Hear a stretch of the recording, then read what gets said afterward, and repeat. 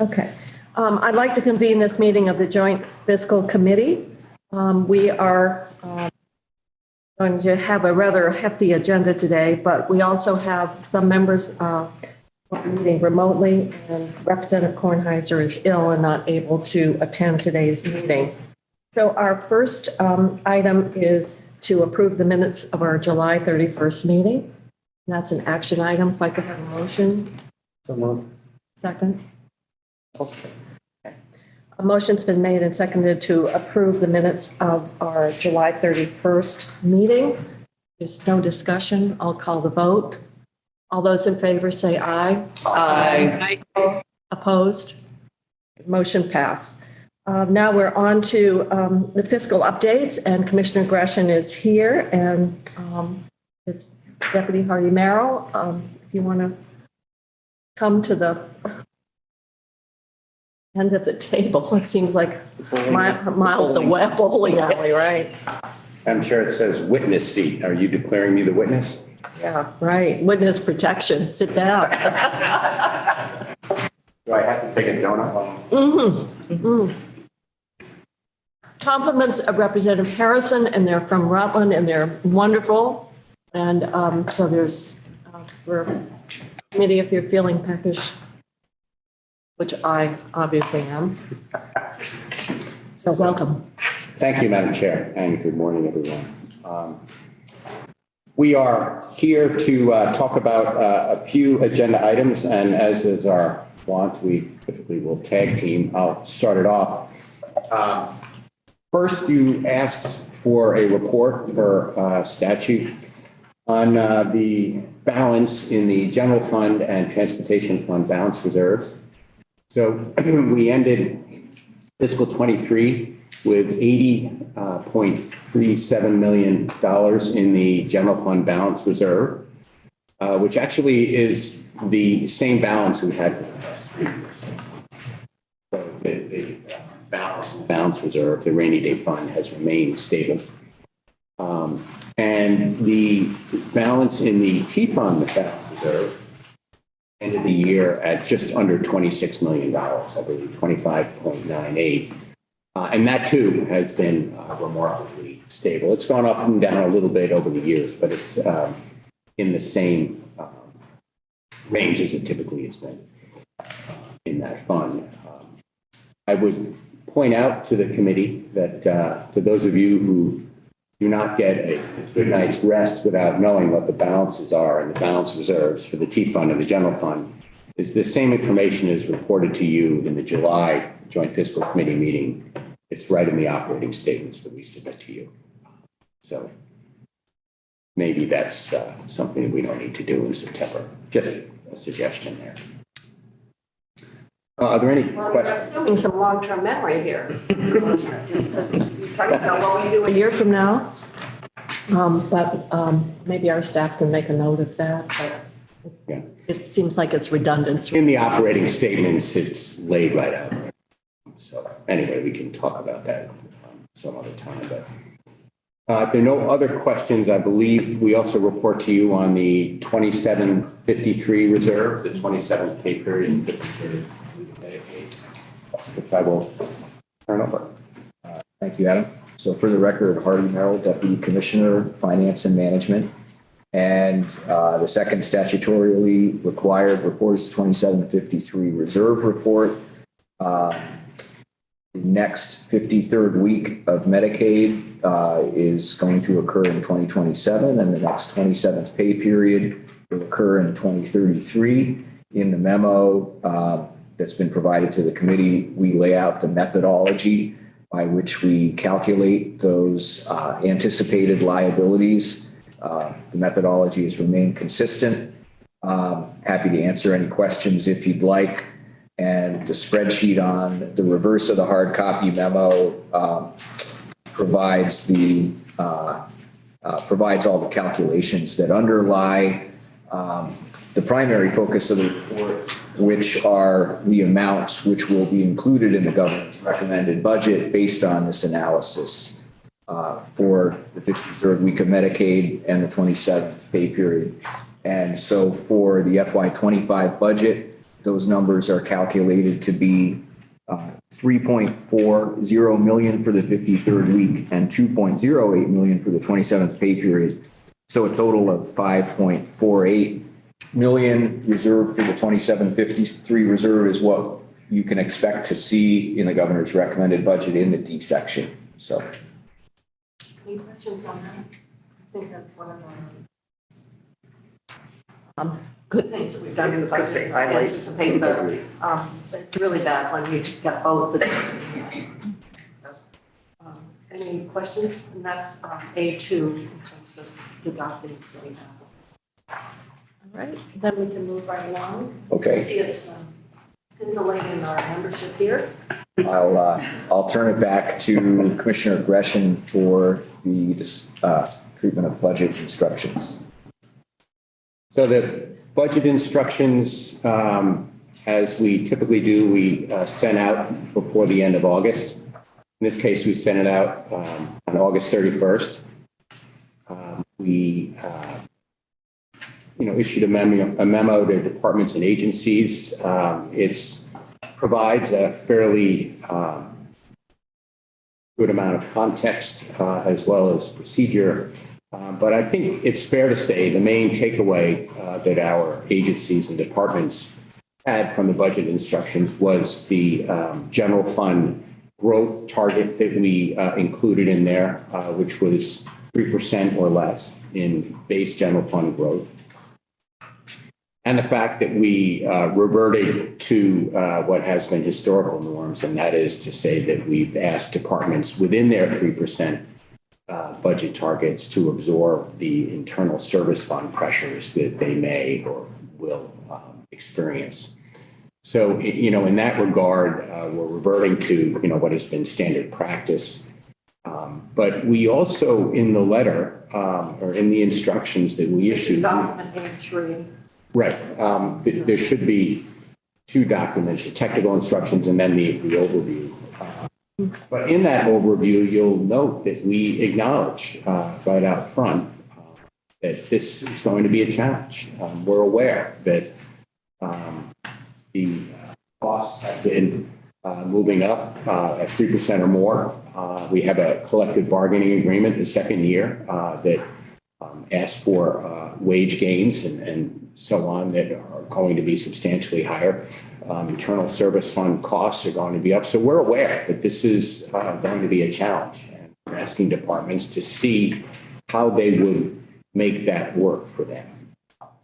And, I guess the final comment I make is we didn't just come up with a 3% out of thin air. I mean, the reality is our revenues in 24, this fiscal year, are about 5.5% below what they turned out to be in 23.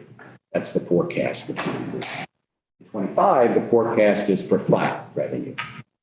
So we're trying to adhere to what we see our emergency board revenue forecast, and we're trying to fit our budget within that, which is what we typically do. So it's within that context that we came up with a 3% target, and we expect departments to adhere to that. And keep in mind that this is the first pass. This is an exercise. We're asking departments, show us what it looks like, and ultimately the governor, will look over this and decide what he wants to do, and you'll see what he decides to do in January. But anyway, these instructions just offer guidance. Well, we know it's first cut. Yes, Representative Harrison. So an off-the-wall question, but looking ahead when you're talking about budgeting, how soon will we have an inkling of what next year's pay gap will look like? Because percentage-wise, that can make or break your budget, when you're talking, a couple percent. So we are currently engaged in discussions with the Vermont State Employees Association. Those discussions are ongoing. Typically, they would, if we come to agreement, we come to agreement sometime in the fall. Over past cycles, sometimes that's taken longer if it goes to impasse and we need an arbitrator. I can't forecast to you what the process will be. Our goal is always to have an agreement locked in by the time we present to you a budget. Okay, thank you. Yes. So I noticed in your instructions that the healthcare costs were at 15%, that they're to absorb those. I didn't see the internal service fund unless you missed it. Do you have an increased percentage of what that's? We asked departments to assume the 3%. that they are expected to meet within their target. I'll eat it. And what, excuse me, But then you're saying eat it, in other words. we are now, the caveat being that's an assumption. We had to give the departments an assumption to carry, but the actual internal service fund costs are not yet final. So if that agency is able to. But we're asking, 3%. we're asking them to meet 3%. And I can speak to, in one of the recent budget cycles, we provided a similar instruction, and for internal service fund charges that exceeded that 3%, we made up for general fund departments with allotments above that amount. And because we were able to, we'll see how that works out in the budget development cycle, if there's room for that or what. But that's the assumption that they are asked to carry. Yes. Just have one other small one. I'm sorry, we won't belabor this, but it's really nice to get a little bit of a view into assumptions of what may be coming in January and some of the concerns we have. The vacancy savings because of, workforce is tough to come by, and there's changes. So for all of the reasons, do you have an idea of what maybe overall, won't hold you to it, but what the vacancy savings is going to be? Or did you put a target of not assuming more than this so that people don't use vacancy savings to balance this budget? We don't, within the budget, give them a target for vacancy savings. Over past years, there have been 6%? assumptions about 3%, 5%, and, It's normal, just normal. we can't, it's hard to forecast. Our hope, by the way, is that vacancy savings go down as more people come on. And I think there are signs that that's happening. But we don't give them a target. What we have done, I should note, is we've actually looked real time at what vacancies are. And we try to match that up with the budgets that are presented to us to make sure they're realistic. I would say what we're trying to do is use realistic based on real time, but that, that could go down or up depending on how it happens during the year. So An example would be if we may be meeting with a department who is carrying no vacancy savings at all. And we'll take a look and see that they actually are currently, at the time we're sitting in the room meeting, have like a 25% vacancy rate. And we'll say, it's probably reasonable. Is it reasonable to assume that these vacancies may not all be filled? But we aren't typically asking for the 25%, but we'll be asking for something if there's nothing there. And if there's a real experience and looking back at actual, past couple of years of a certain amount, that's kind of the way the process tends to work. But echoing the commissioner's comment, in terms of a target, the target is no vacancy savings, and we want to fill our positions statewide. But normal turnover is usually. But there is going to be, But you never have there's going to be some there, yeah. And we look at history. So I guess the message is, we're already hearing, obviously, from those community providers regarding the budget and the constraints, and saying, well, by the time you fund an increase in salaries for state employees, and if you're talking about absorbing the healthcare costs and a 3%,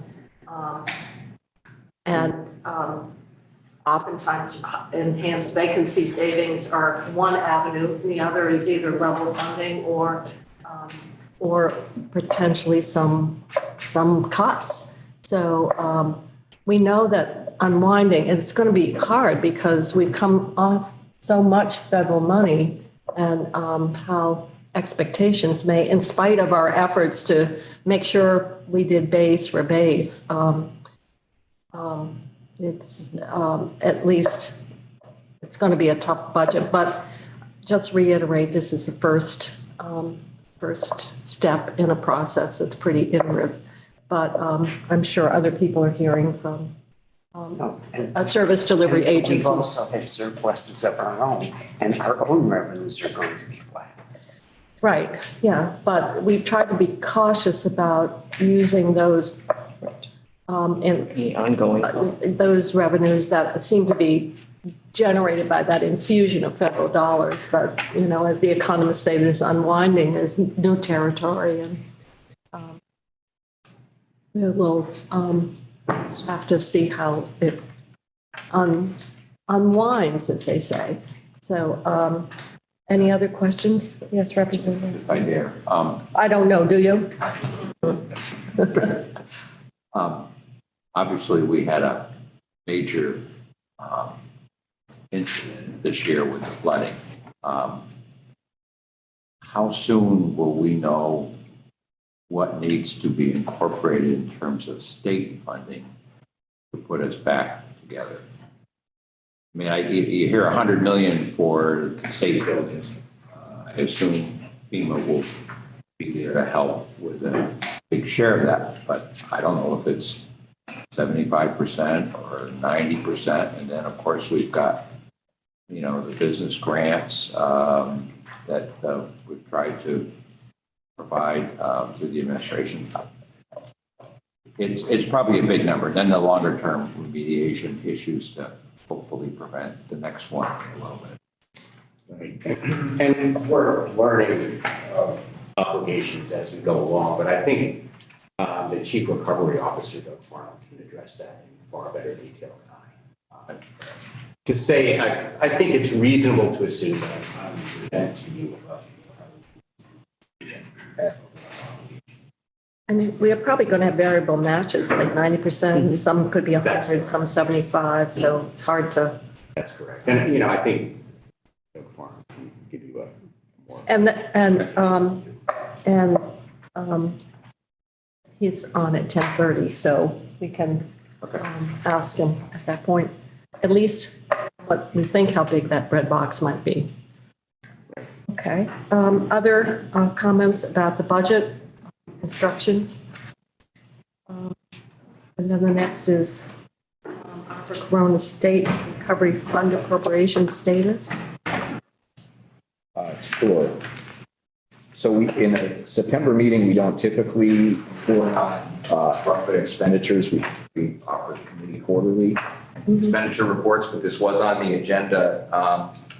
So I've got a 3-page spreadsheet that's enclosed for the committee, and my interpretation of the committee's request is as follows.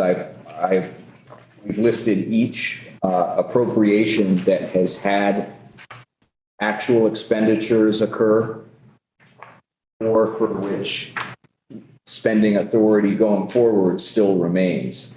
So there have been some appropriations that may have never seen any spending and have been reverted, and they don't appear on this. So this report shows where money has been actually spent. The first column is FY22. The second column is FY23, and the third column is FY24 as of the date September 21st, which was when we queried Vision to produce this data and compile it in time for this meeting. The column to the far right is the one I presume the committee may be most interested in, which shows the unspent balance remaining in each appropriation. So these are the amounts remaining to be spent, and they're itemized by appropriation.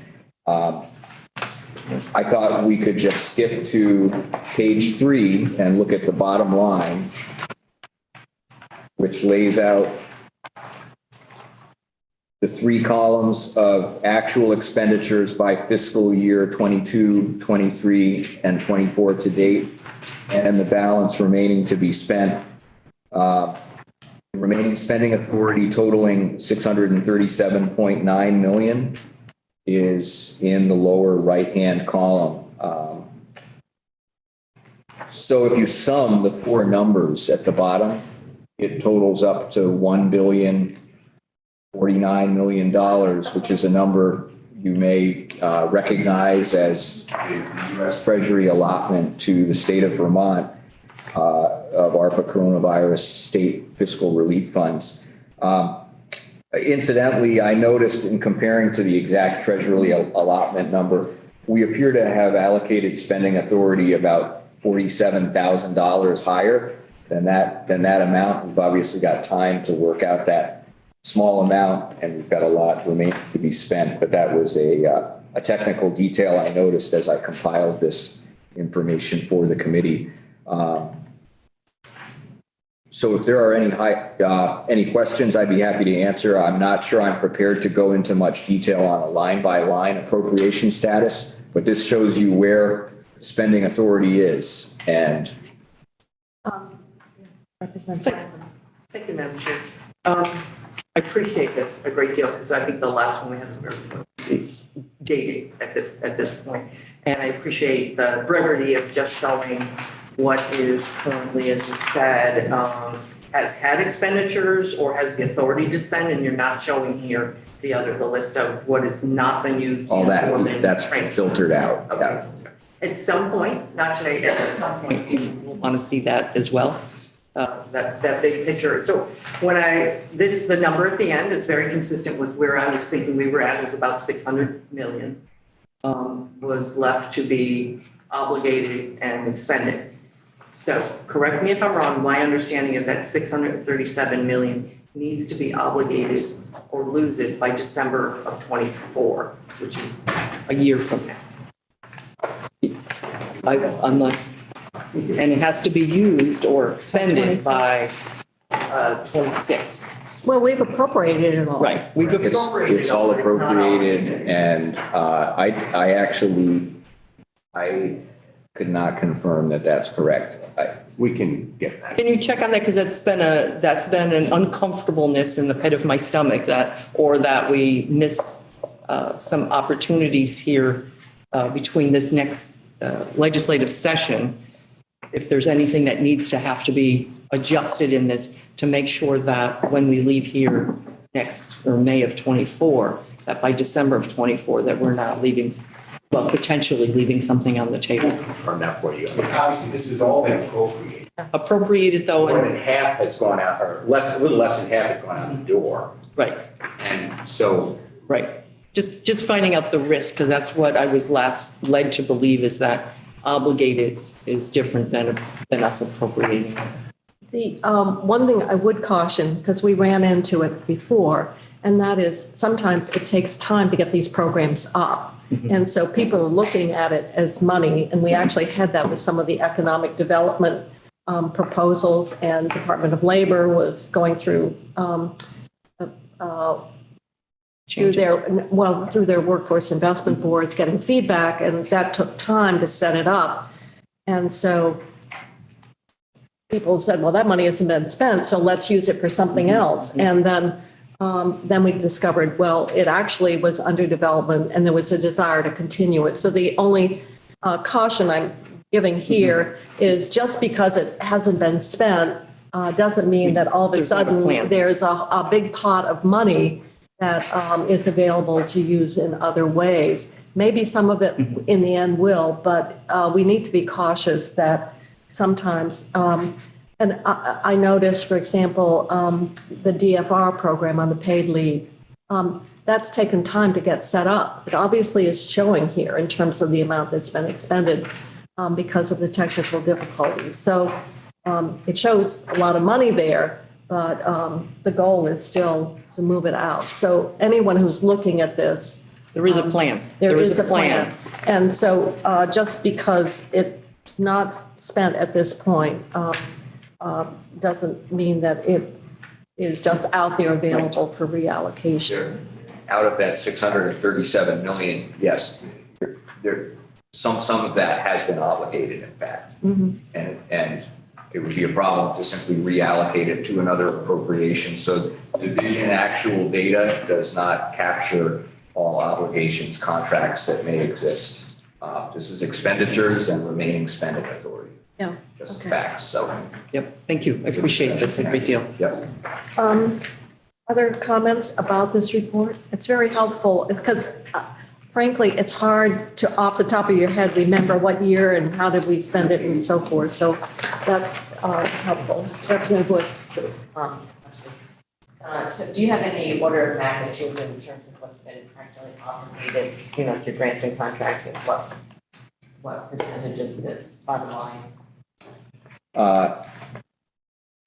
We are not prepared to, no, we don't have that compiled. I think we'll be asking questions during budget meetings, going into more detail on a department by department basis. If we're looking, for instance, at unspent amounts being carried forward, there are some in particular I can think of that I intend to ask questions about to see whether amounts can't be spent and should be recommended for reallocation. But we don't have that. When you look at the number of appropriations here and the universe of complexity behind all these programs, that's not we can't hit a key and get that report. But we'll certainly be trying to ferret this out. You're doing a budget adjustment because you're probably looking at every hidey hole.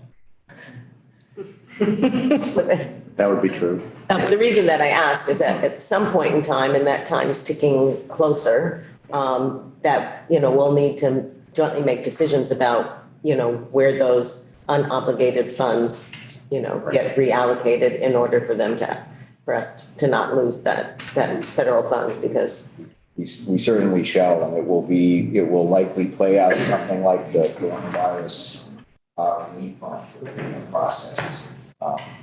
In which, legislative action will provide for means to expediently make those reallocations to get it out there. Thank you. I just looked at the clock and we're already behind. Unless there are other questions, I'm going to move on to the housing update. So thank you very much, Mr. Take a donut. Take a donut.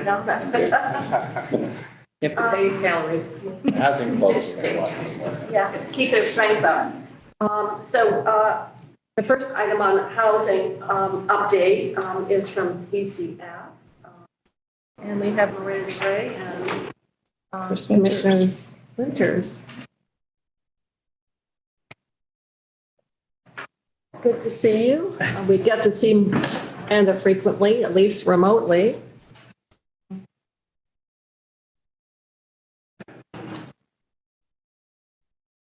So we're talking about the transition from the GA emergency housing. And, do you have materials for us or just verbal updates? See Senator Baruch has that. We've got B1. Looks like that. Oh, yeah. Oh, yeah, B. Sorry. Through A. Two copies. Clear. One is August, one is September. I've got September. Okay. September September 6th and September 26th. of 26. Which document do you want us to look at? The latest? The latest, September 26, yes. And for the record, Chris Winters, Commissioner of the Department for Children and Families. I'm joined by Miranda Gray, who's the Deputy Commissioner, Head of the Economic Services Division. And thanks for having us here today to talk about the pandemic era housing program. I'll give you an update. There's a lot of data in these slides and a lot of information behind them, so we'll move as quickly as possible as we can through those, and you let us know if you have questions as we go. That very first slide is what we call the big picture, and this is data as of September 19th. We started with an initial number of households, what we refer to as the June 30th cohort, that group of folks who were in the hotel and motel program. And I'll just note that the data has been updated as of September 26th, as of yesterday. So we had 1,283 households in the original program. And as of today, we have 874 in that June 30 cohort, with 409 of those households transitioned out of the cohort since July 1st. And you'll see an average nightly rate this week of $133 And you'll note that that's slightly down from the last time that we spoke to you. Those negotiations with hotels and motels continue. But I think it's important to point out that as we have a lot of demand still within those hotels and motels, it is not advantageous for us to be able to negotiate when we have to use as many of those hotel rooms as possible and we don't have a lot of alternatives. But that work does continue, and we hope to see that average nightly rate come down. Why is, I don't remember St. Johnsbury District being that high, 127 households? Yeah, so the next slide, Senator, households by district. Yeah. And I don't know if Commissioner Gray has any information on St. Johnsbury. Look, so our numbers are fluctuating a bit just as we've had fair hearings. And so as fair hearing decisions have been made, we have households that have entered the cohort. So I'm just looking at last month, we had household 71, which was 35. And sorry, I want to make sure that I'm actually talking numbers. You're talking about probably all, not only the cohort, but general assistance as well. So the first column Okay. is the two columns. Yeah, all right. I guess we need to be clear on that because the June 30th cohort is a fixed number and declining, but GA program is taking new households in all the time. So. Correct, Senator. There's a lot of churn in that population.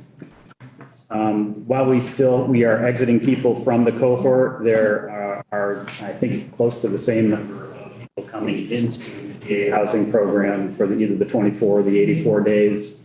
If you look at the pandemic era program over the last 3 years, some 12,000 people or so have come through the program in and out. So there's a constant in and out in that population. So with this page 3 slide, you can see while the cohort households go down, the non-cohort households still remain fairly steady month to month. Moving to page 4, which is households in the 630 cohort by size. Information here, number of people in the household. So that's a single person, 2 people, 3 plus, or Well, this is helpful data, I suppose, for housing planning because obviously it's, as we're talking about, it's smaller apartments. We're not talking a large number, a very large households. So 1 or 2 seems to be, and that ties into our other experience. That's what the demand obviously is for one. Say here, one bedroom is needed Yeah. because 500 is a lot more than 155 at this. Right. So, okay. the next slide is eligibility category of the households, and you can see a significant number of people falling into the disabled category or families with children. This gives you some sense of the complexity of some of the households that are still in the April 30 cohort that remaining June 30 cohort that remaining 884 households. Yes. I'm going to keep looking over here. So thank you for identifying and sort of pointing out that disabled populations. We often hear from advocates that the disability status is far too narrow to capture the people who really need support. So in general, so could you give us some thoughts about whether you're seeing that same thing in the coordinated entry process? Are you talking about regular GA now, Leslie? Well, it plays into this as well, yeah. Either regular GA or in the cohort, there are a number of individuals and families we serve who have significant health issues, whether that's physical or mental health issues, other medical issues, who do not necessarily qualify or maybe have not applied for SSI or SSDI. So it's a complicating factor in this population that we're trying to serve, and we track down individual cases every single day of people who are maybe no longer eligible, but really need some kind of care that they're not going to get either in a hotel or when they're exited onto the street. And there's anything that the Commissioner Gray would add to that. All right, so do you have anything else you want to add to the question? Obviously, slide 5 and is the 630 cohort. So That's correct. I think that there has been some comment about what should be the criteria for the non-630, in other words, people applying now. But Senator. I'm sitting here and I'm hearing numbers. I'm also getting phone calls from advocates. They're not lining up.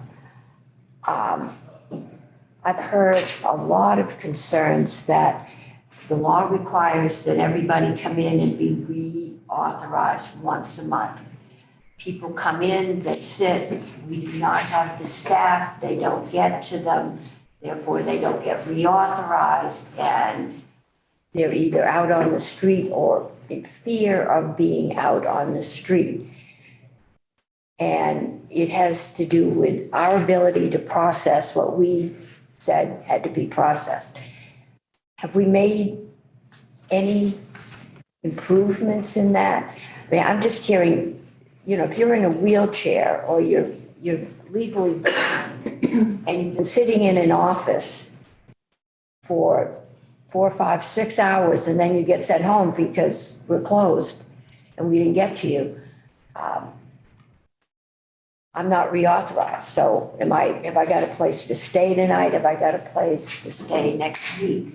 I'll just say, Senator, that we are not going to turn anyone away for our inability to connect with them. It's our fault. It's DCF's fault. It's ESD's maybe long wait times, long time on hold, inability to serve someone in the office. You're not going to be turned away for that reason. A few slides down, you'll see we are making a lot of improvements to the phone center, the call center. We've added a lot of capacity there. It's one of the slides we'll get to in just a moment. And our frontline workers work very hard to connect with everybody who's in the cohort to get them reauthorized if they can. Sometimes it's a workforce issue. Sometimes there are longer wait times. It's sometimes difficult to reach the folks in the program. But if there's any lack of effort on our part or any bureaucracy or any capacity that leads to someone not being able to reach ESD, we will not exit them for that reason. We've also had some discussion about what assessment might mean.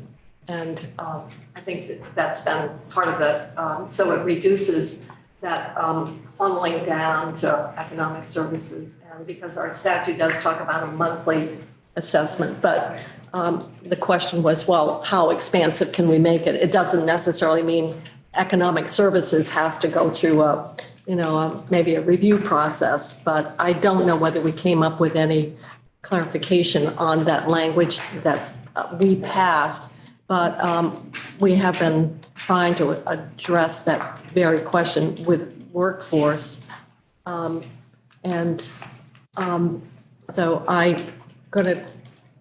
we'll go to that slide that talks about what they've done for action. And then Representative Harrison and then Senator Booth. Just a general question, and maybe it's too early to know the answer to this, but from July 1 through August, you had a pretty significant decline in the number of households covered in the general assistance program. September, the number went down, but not by very much relative. And I guess I'm asking, have we sort of now hit a wall where we just don't have places to put folks, or we're getting to that population that is just going to need help for a long, long time? So I'm just curious what you see. Could I clarify your question? Are you talking about the June 30th cohort? Or are you talking about general assistance overall? No, the cohort. Okay. All right. Thank you. The folks that were covered on July 1 versus. No, it's a good question, Representative Harrison. If you look at slide 7, the cohort exit reasons, we talk about this. A number of folks did exit the cohort in the last couple of months. And many of them, we really don't know why. You see that 100 make sure I have the right numbers. 191 category. Those folks may have found a place to stay. They may have chosen to go outside. Some people do choose camping. They may not have liked the restrictions put on the cohort with respect to, contributing 30% of their income or the reauthorization or engaging in case management. There are many reasons why folks may have exited. And I think many of them made that decision in the first couple of months as the new requirements came into place. So we don't know of those 191. We've made a lot of attempts to try to reach those people and to try to collect data on them. We do have data on a number of people. As you can see, the other numbers there, 126 into permanent housing. That's about 10% of the cohort. You can see the numbers there: exited for misconduct, moved out of state. Some people have passed away. And then much smaller numbers. That's a little morbid. And then a number of smaller categories that follow after that. So we are doing our best to collect that data. I'll just note for the committee here, the number of households that exited the cohort and are currently rehoused. That's people who came out of the cohort and then came back into the GA housing program, the 28 or the 84 days. Did I answer your question? Yeah. I hadn't looked at any of the slides, so thank you. Senator. I did want to go to that particular page, cohort exit reasons, and to pick up on Senator Cummings' concerns.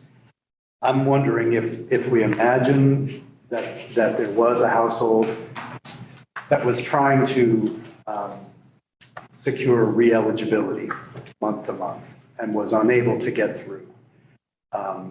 And so as far as the state knows, they have not renewed and they haven't notified the state of a plan. So might that 191 include some people who were unable, and I understand now there's been a change in a new contract for a call center adopted, but could there be people in that number who tried to re-up their eligibility and failed? I think it's a possibility. I'll turn to Deputy Commissioner Gray. One of the things that I've done recently was all those calls are recorded. I've been able to listen to the service that we're providing to people on the call center lines. And what I hear is, people at the call center really trying to help, really trying to find a way to reauthorize people. But there are times when we just can't reach folks in this population. They are difficult to reach despite our best efforts. And maybe Deputy Commissioner Gray can add to that. Yep. Good morning. For the record, Miranda Gray, Deputy Commissioner of Economic Services Division. And that number could include households that tried to reach us and were unable to. And what I would encourage them to do is to reach out again, because we can fix this. We can go back. And I think that is why you see numbers fluctuating, because there are fair hearings. Sometimes we need to have an impartial party look into a situation to determine if we had counted the number of days incorrectly, or that's just one example of whether or not they were in the cohort. So we can fix it. I hear from advocates almost daily as well. And so we look into those cases to see if they should have been housed and we had missed them. And then I'm wondering, along the same lines, about the number of households that exited the cohort and are currently rehoused. Could that number include some people who missed their eligibility, then came in and were told you can enter the program under normal eligibility rules? So that number is predominantly those that would be moving out of a motel room for misconduct, or could be maybe someone didn't engage with us. So I think there is also a reality of some people who thought maybe they had a different plan and then realized that plan didn't work and then wanted to come back. But that's not like a reason that you would have. That's not a reason we would put you back into the cohort unless there was a compelling reason. We've also had people that were unable to reauthorize because they were in a medical facility. That is a reason that you can exit the cohort and then come back. So we have to really look at every circumstance to determine. Just wondered, you said predominantly it's that, but could it include some people who lost their eligibility through no fault of their own and then come and are told you can have a room, but under these new conditions, the standard GA conditions. I think as Deputy Commissioner said, if we find out that it was through our fault or our miscommunication or the inability for someone to get through to us, we relook at those cases. We would make them eligible again under the cohort, and we have done that. Okay, and then last question. So the top number, 191, is the largest exit reason. And the answer was that could potentially include some people who had problems re-upping their eligibility. I'm wondering about whether we should consider loosening that monthly eligibility. Looking at the reasons why people are in the cohort, it's hard to see those reasons changing. Pregnancy might become a newborn, but they would still be the most highly vulnerable. So I'm wondering, would it make sense to reduce the frequency of re-upping the eligibility at this point? That gets us back to our earlier conversation, and that's the language in the bill that we passed. Exactly. Around the monthly assessment. And that's what we're looking at in terms of flexibility, because if I wanted to be expansive, it does not say that economic services has to do a redetermination. It could be a case manager who is looking and making that assessment monthly that housing is still necessary. That's what we're trying to look at, is how much flexibility our own language provides on that monthly. Something needs to happen on a monthly basis. Exactly what that is, we're trying to see what kind of wiggle room that we have in terms of that, because the law is very clear that it says monthly. Yep. Right, and we can't change the law at least till January. But we also, like so many things, how you want to interpret it or how broadly, and that's what we're in the process of doing. The only thing that I would remind people, because economic services and our GA program, the staffing was never intended to be to serve in this particular way. Those are usually very time-limited emergency. It's the old overseer of the poor system. And I will admit I'm old because I remember when we made that transition in the late 60s. And so it's an empty pockets emergency one time, and the workers process the payment, but they're not staffed for that case management role. And that's where the other players and the teams become so important. So in many ways, our focus has been on economic services because they process the benefit. But so much of what is happening with these households actually requires sort of those collective resources. And that's why in the budget, there was language very specifically about all the entities that are serving these populations, how important their role is to work with economic services. But so much of what we've done is sort of focused on who's processing the payment and the number of authorizations. And I think Representative Wood had some very compelling figures on what that volume looked like compared to what staffing was. It was like maybe 10 times higher than what we had for staff support, which is now being reflected here. But so I'm just saying, again, this has got to take everybody's hands on deck. Right now we're focusing on the economic services, and hopefully we can get some reading in terms of the flexibility of our own language. But so we're trying, I guess. We recognize it and we're trying to figure it out. So I think we need to move on because we're talking about, certainly the processing and so forth, but so much of the success really is also the work that's occurring in other places. So we'll keep moving along so we can stick to the agenda best we can. Just thank you, Senator, for recentering that conversation. This program looked nothing like this in 2019, and just have such appreciation for the economic services staff who've seen this move and change and different rules they've adapted really well. That's the rules we have to play by in trying to implement your intent in all of this. So the next page is household screen, speaking of that, the services and all of the other pieces of this to help make folks in the program successful. We have used the numbers of households screened. You can see we're making progress there. The next is adults with shared care plans. And again, that's as of yesterday. You can see the number there of people who've engaged in shared care plans. Do you want to define shared care plans for us? That question. Yeah, so it is pulling together a plan to help with the individual, like what barriers do they have? What other, to your point, what other resources do we need to pull in? So is it something, do we need a Vermont chronic care nurse to help with that? Do we need to be engaging with long-term care facilities? Is it a treatment bed somewhere? So it is really focusing in on what supports this person might need, or is it truly just they need help with getting a housing voucher and maybe was getting their license because they hadn't had that, which is a barrier to getting their own housing. So it is unique to that individual. What do they need so that we can help them find another housing solution? So where is the locus of accountability with shared care plans? Is that still on your doorstep? So this sits with our panel managers, which actually report to the field service directors out of the Agency of Human Services Secretary's office. So they're a close partner, but no, it does not sit with economic services. Thank you. And that's encouraging.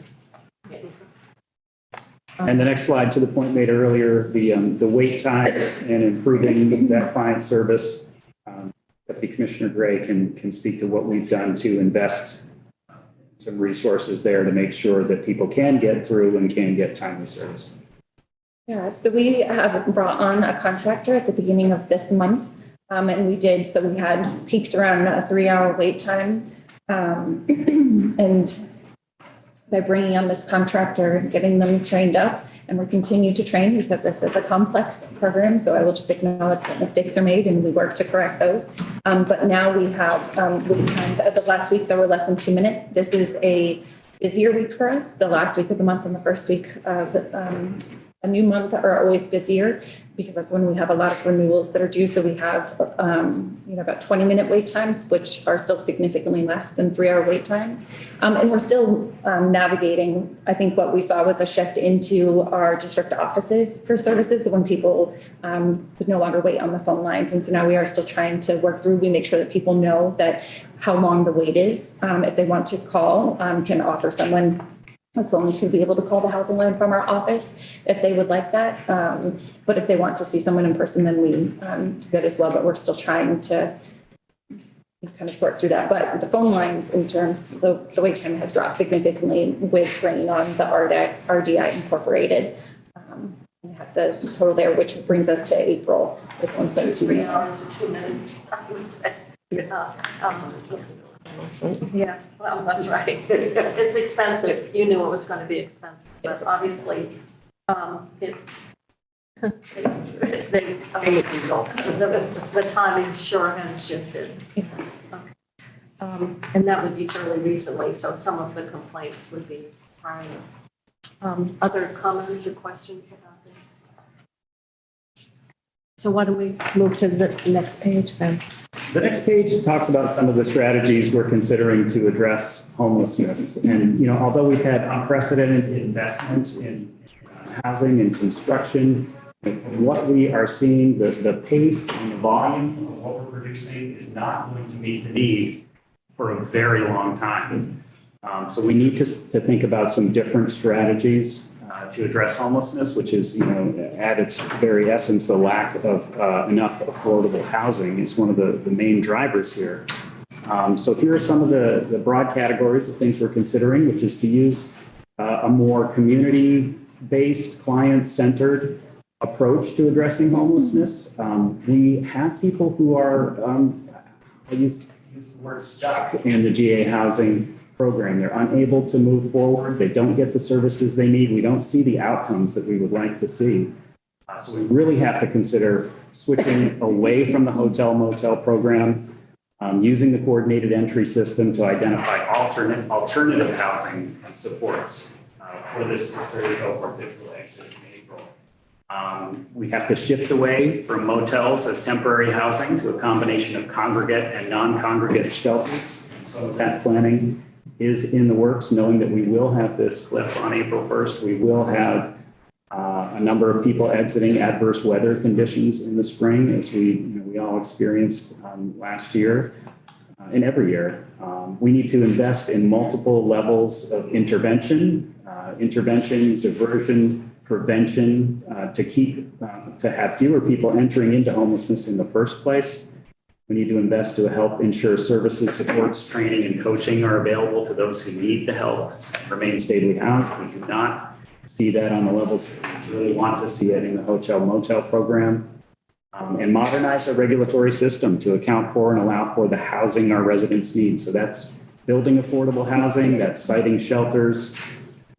We need to change what we're doing, because doing the same thing the way that we've always done it is not going to match the need. We see as many people coming into homelessness now as are exiting, even more.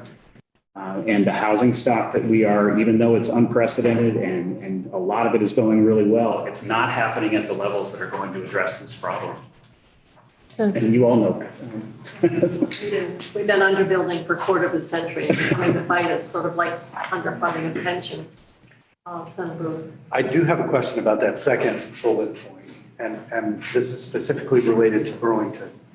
So Burlington, I believe, sent a letter of intent at the beginning of the process when the call went out, and it was centered around the Cherry Street property. They wanted to establish congregate housing there, and the letter of rejection that they got said that the agency had moved away from congregate housing, and that was the sole reason given for the rejection. I read this bullet point as precisely the opposite, that you are looking at congregate housing as one of the solutions. So I'm wondering, will you revisit that letter of intent? I'll say this better, that the call for letters of intent started a lot of great conversations across the state. We had 50 different proposals, a wide variety of proposals, including the Cherry Street proposal. We would prefer not, and congregate shelters are not preferred. We'll put it that way. But I think we have to consider all options at this point, especially if we have a large number of people coming out of the hotel motel program at the same time.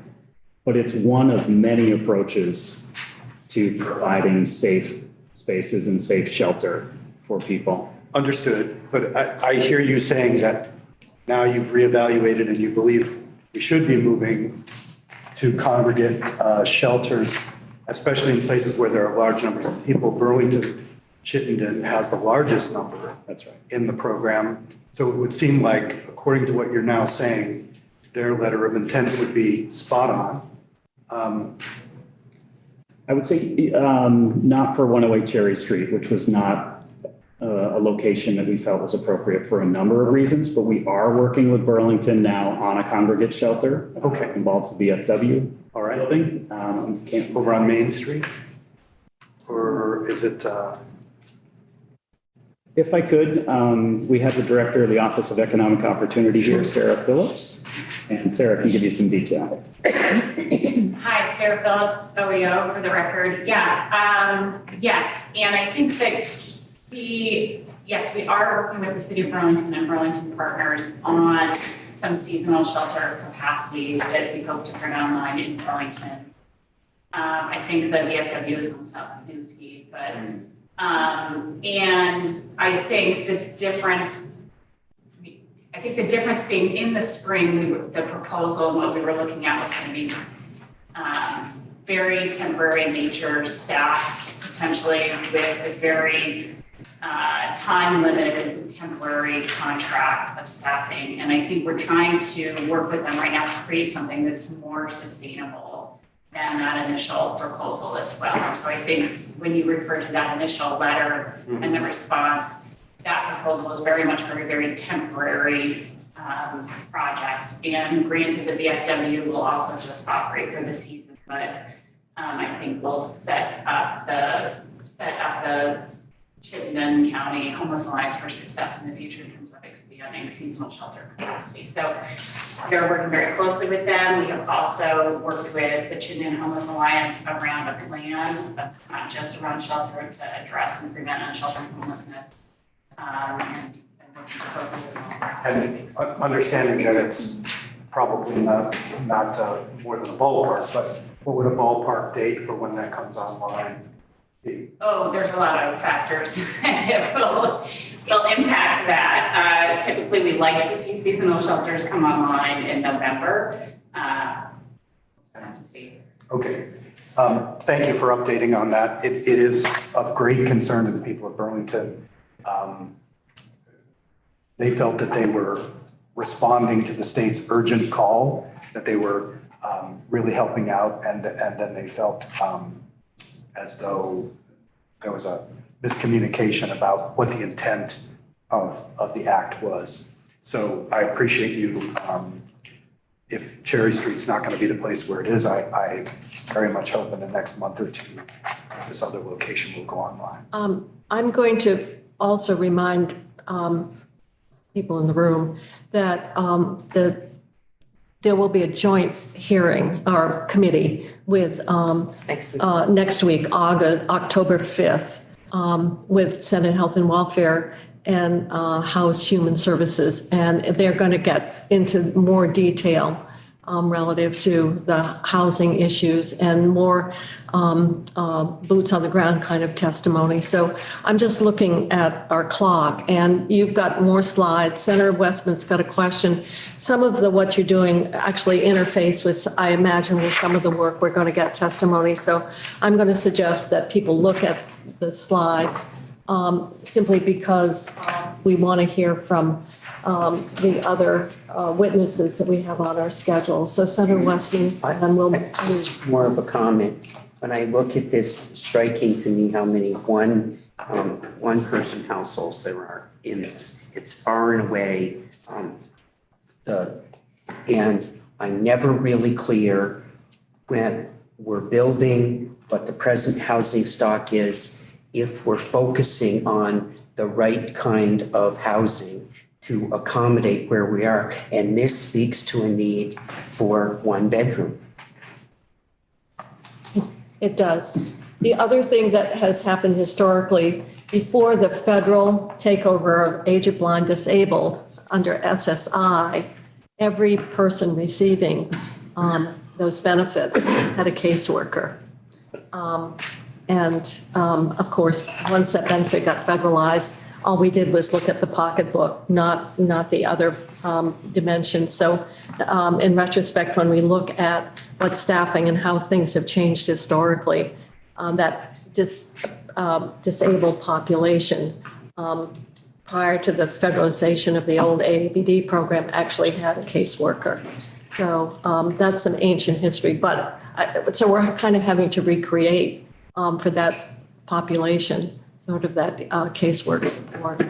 So unless there's something more that you want to communicate to us, other than obviously you've done a lot of work, there's improvement, but what you're really putting us on notice is that at the pace we're going, we've got to really try some new strategies, and we're looking forward to the committee next week to get into the details. Can I just ask one quick question? Sure. You promise. So I appreciate the addition of this slide to the packet. And it's rather broad in general. And we all know that April 1 will come along and you'll still have hundreds of people, 1,000 plus. So we know that we need to take steps before we get to April in order to be prepared for that. So when is it that we will see a more detailed plan? I'll say soon. You know, we're working on it. We're working on it as we speak. We weren't ready to come forward with a lot of detail yet, but it's part of our budget and policy priorities. We're trying to attach dollar figures to all the different ways that we'd like to approach this. I think what Senator Kitchell said is true. We can't keep doing what we're doing. We need to make some changes.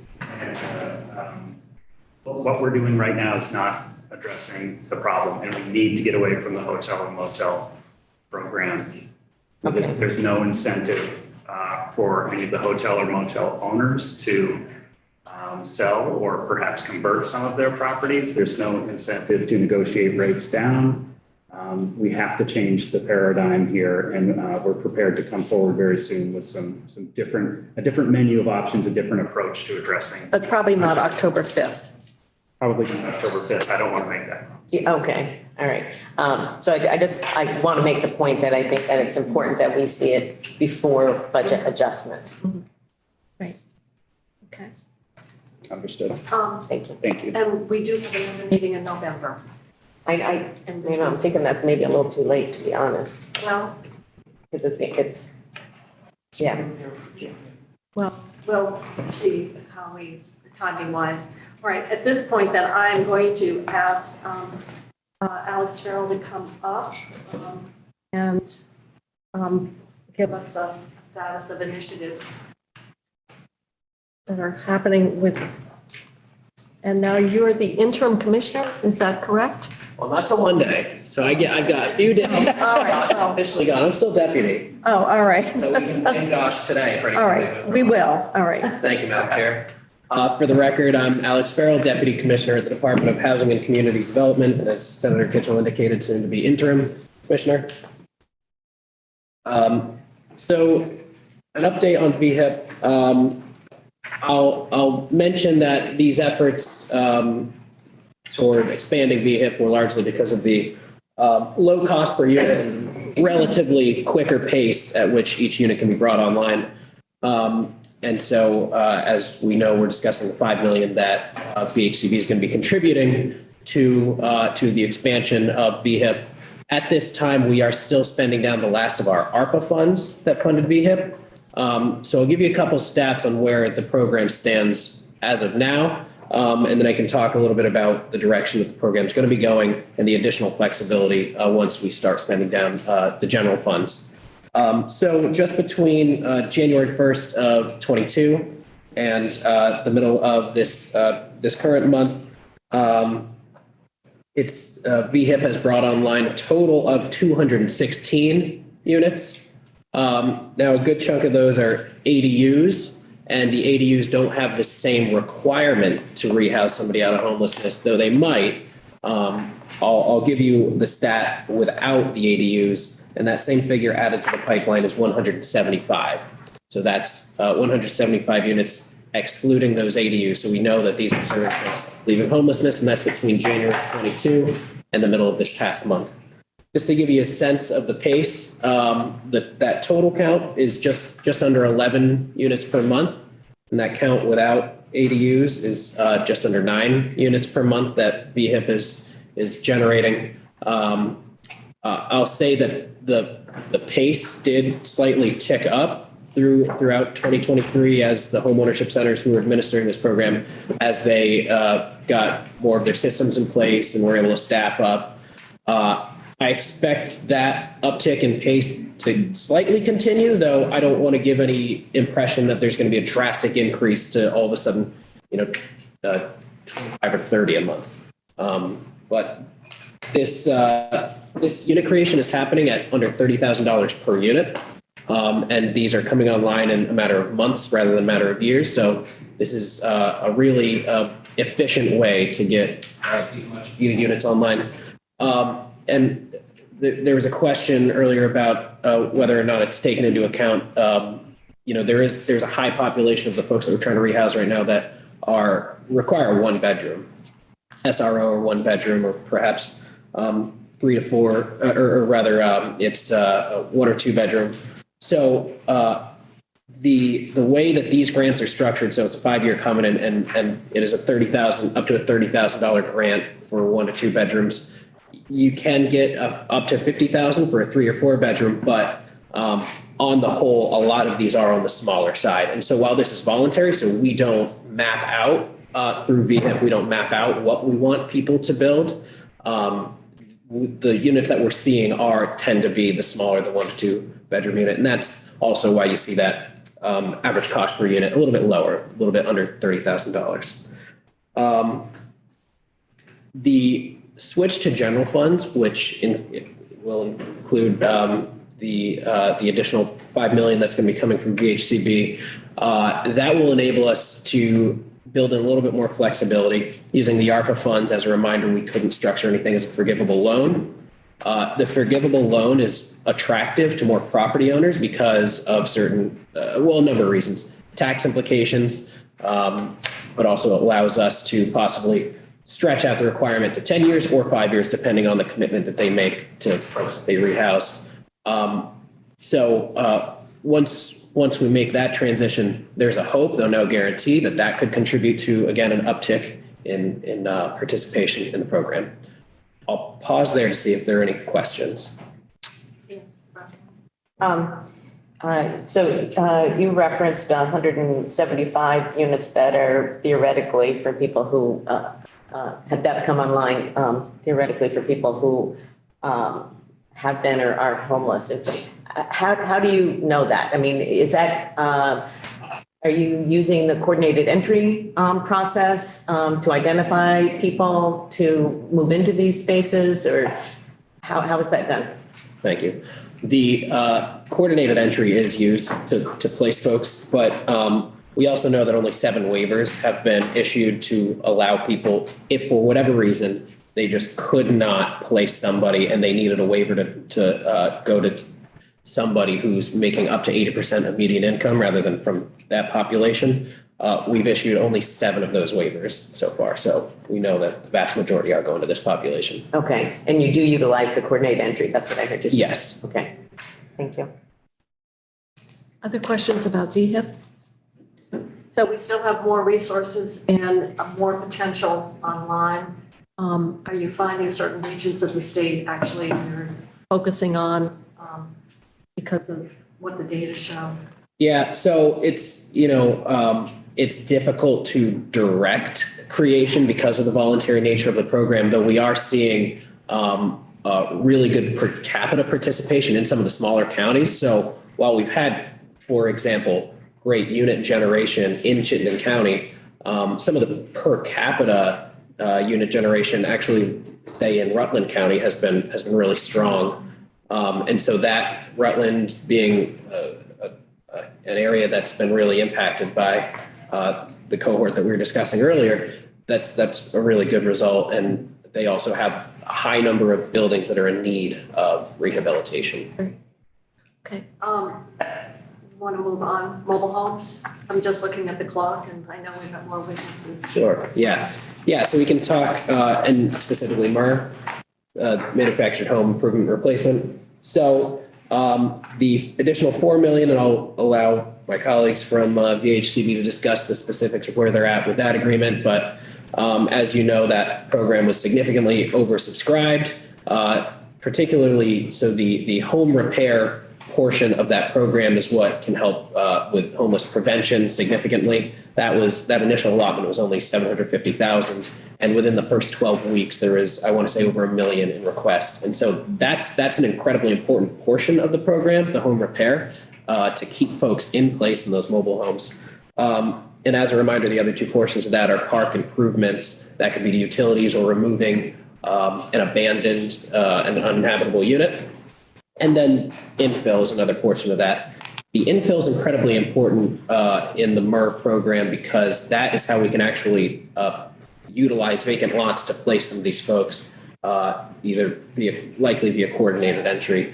I think VHCB can speak a little bit more to the arrangement they're working out with the State Housing Authority to move those that 4 million over there. But just to say that's going to be an incredibly useful tool as we address this population. Any questions? So I just wanted to be clear, there was 4 million in where we made some reallocation of some ARPA dollars. Okay, there was that 4 million for this. Right. And then there's the 4 million that's from Vermont Housing Conservation Board. That's right, yeah. A total of 8. Yeah. Now, I don't know, there may be some strings differently, or the flexibility may differ between them, but it was a total of 8 million for this program. That's right. But you're still working on the first 4.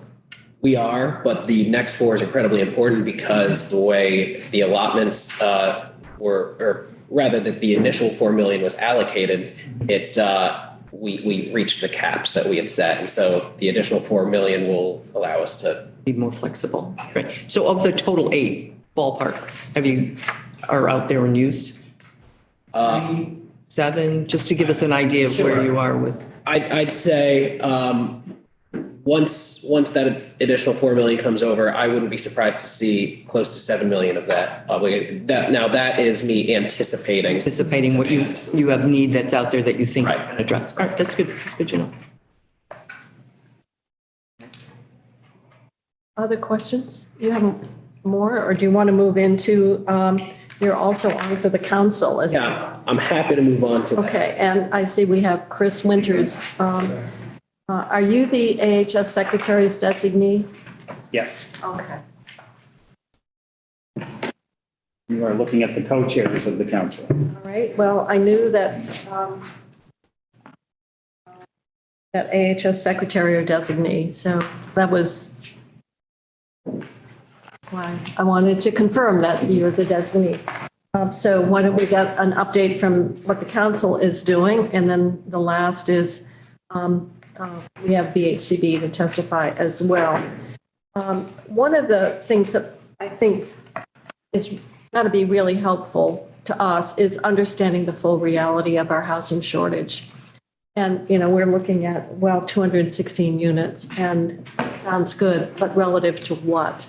And in what area? And I don't think that most of us have a really good sense. So some things, the enormity of the task. I really think that that's part, and that gets into some of the strategies that Commissioner Winters rolled out in terms of what is, in fact, the extent to which we're dealing with a housing shortage. And so hopefully we can get some reality on that, because I do think perhaps it's not that well understood how significant a challenge we've got as a state, as does the nation. So it's not unique to us, but I think it's easy to say, well, why doesn't, DCF do X, Y, Z, and it's not quite that simple. So at some point, if we could really have some of that analysis, I think that is really important to the legislative debate, because I think sometimes there may be expectations of what you can do or what, VHCB can do relative to the amount of funding that is out there and what it's really going to take to move us forward. So we're looking forward to the council, because that is designed to bring kind of all that expertise together in one place. So I know you've had one meeting. That's right. So if 25th, right? September 25th was your right. meeting. Yeah, so why don't you, however you want to do it, just bring us up to date on the work of the council. Sure, I'll kick us off, real quick here on what happened on Monday. And thank you for that, for laying it out that way, Senator. It's really an awesome opportunity to have so many housing and homelessness and service providers all in the same room to really focus on not just what's in front of us today with the homelessness problems that we see in the hotels and motels and in the shelters. It's hard to step back from that and look longer term. This group is tasked with putting together a tactical action plan by the end of this year.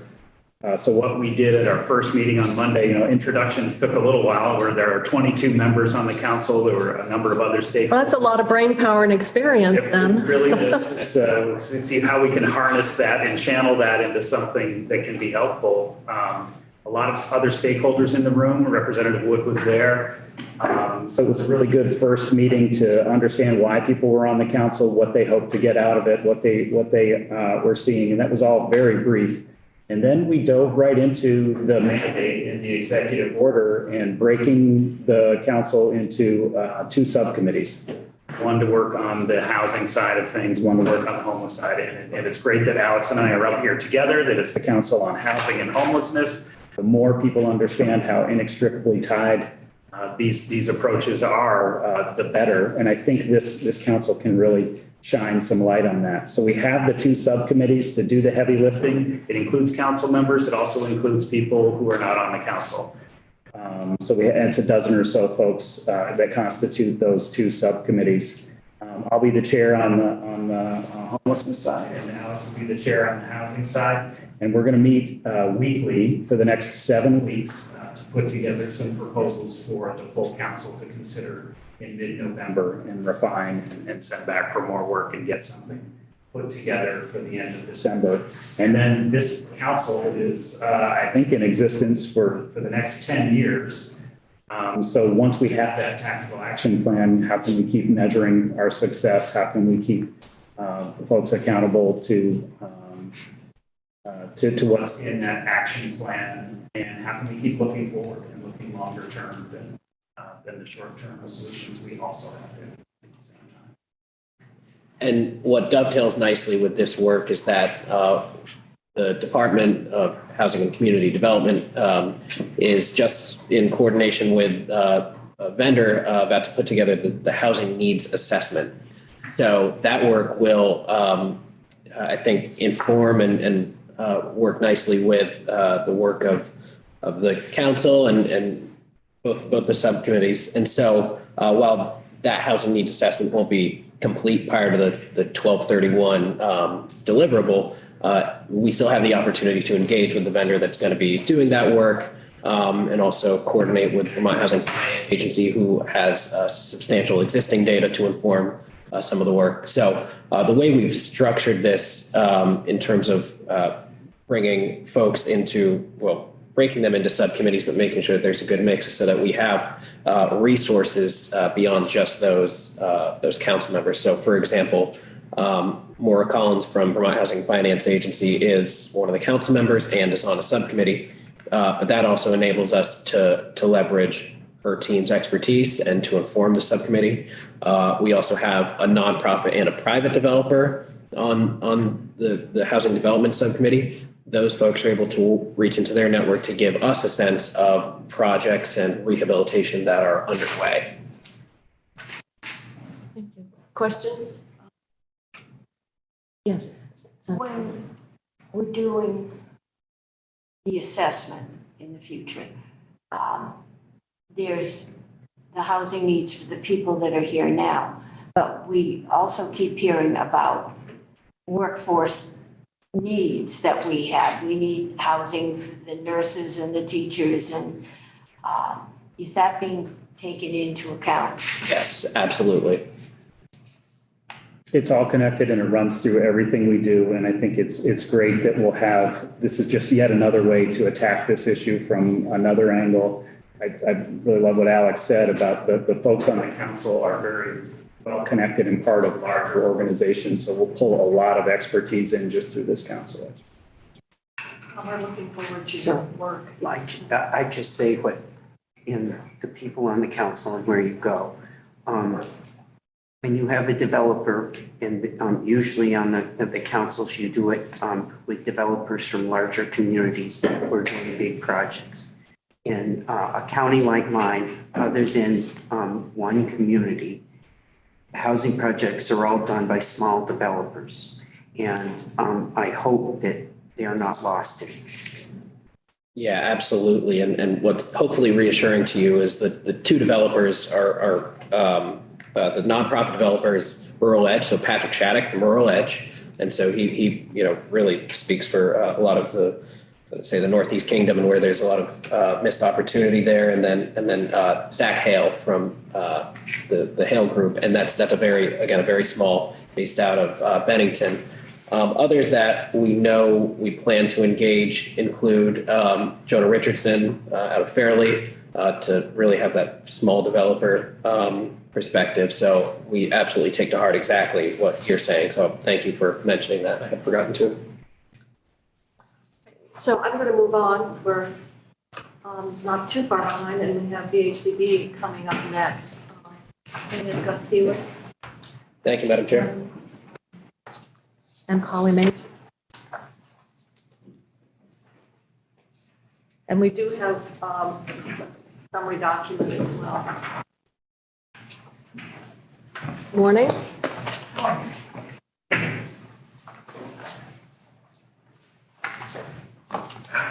Good morning. For the record, Gus Seelig, I'm the Director for the Housing and Conservation Board. And I am Polly Major, I'm the Policy Director for the Housing and Conservation Board. So I won't try to repeat everything that's in the written report, but I'll pull out a few highlights and happy to answer questions and make a few requests of you. But briefly, in terms of the charge that you gave us, the way we interpreted it was to ask all of our partners to make units available upon turnover. And over these first 2 months of the year, over 40% of the units that came online or made available on turnover went to people experiencing homelessness through coordinated entry. And that actually, we just will update the data for the last year prior to this fiscal year.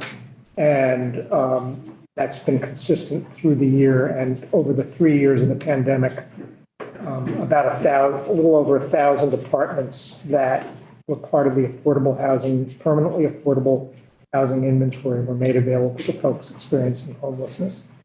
And I just want to emphasize the value of that as a resource for the state. If we followed other kinds of the old federal methodologies, half that housing would have stopped being affordable at some point. And so I think it's a tremendous resource all the time that we make an investment, and it continues to be an asset for communities.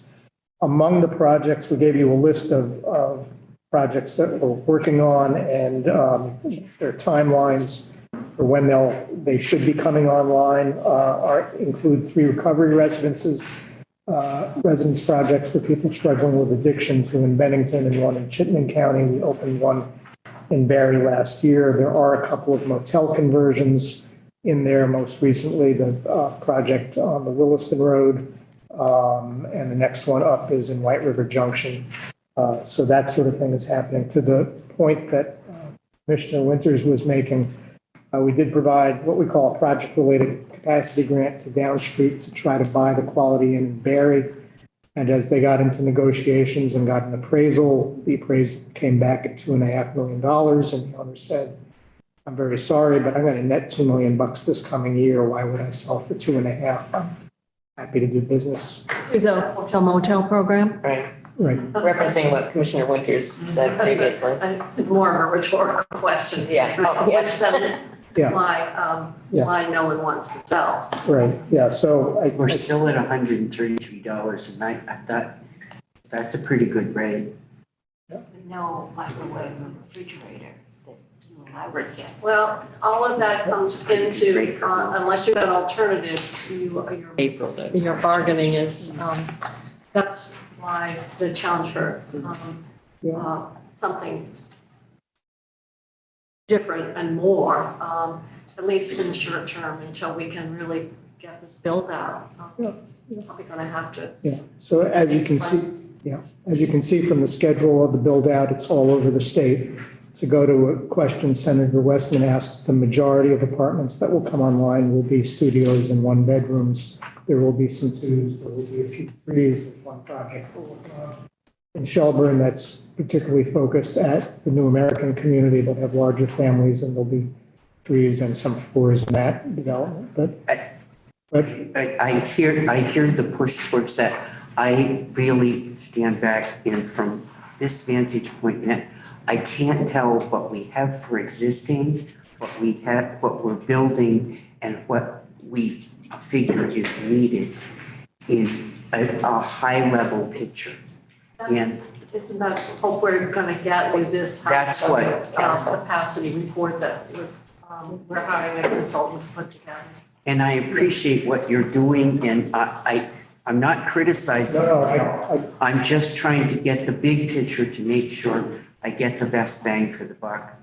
I want someone older that's in their 80s that's trying to downsize. We produce something, because I figure if they move out and a family moves in, I've created 2 units. absolutely. That's referencing me right off. Yeah. And actually, we've expressed that, and also we've funded home share. That's another strategy. So it's going to take all of that collectively, but a whole lot more. So, and the other thing, I think I'll state it. I think we need to be realistic about what BHCB can do. We have not withstood the full transfer for a number of years. And we've been trying to rebuild the base. But when you look at that annual appropriation relative to the overall need, I think we have to be realistic that it's going to be much, much larger than what any one entity can deliver. So I just want to put that in perspective. And I can't see anybody. We can't see, but I think Robin has a question. I've lost all the. Yes, I do have a question. Thank you. Oh, we can hear you. We can't see you, Representative Scheid. So why don't you ask your question? Okay, thank you, Madam Chair. And thank you, Gus, for these great reports. I had two things I was particularly interested in your September 25th report. And I wonder if you could speak a little bit more to them. You're looking at a proposal you presented to AHS for $1 million to fund resident service coordinators, which I think is a great idea. And I'd love to hear if you have anything more about that at this point.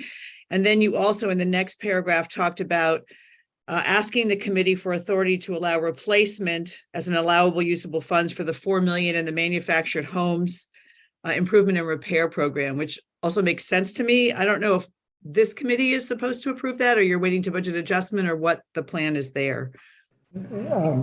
Well, let me say two things, and I know it's not lost on any of you that the service sector, whether it's nurses or social services or any part of the service sector, is just really struggling.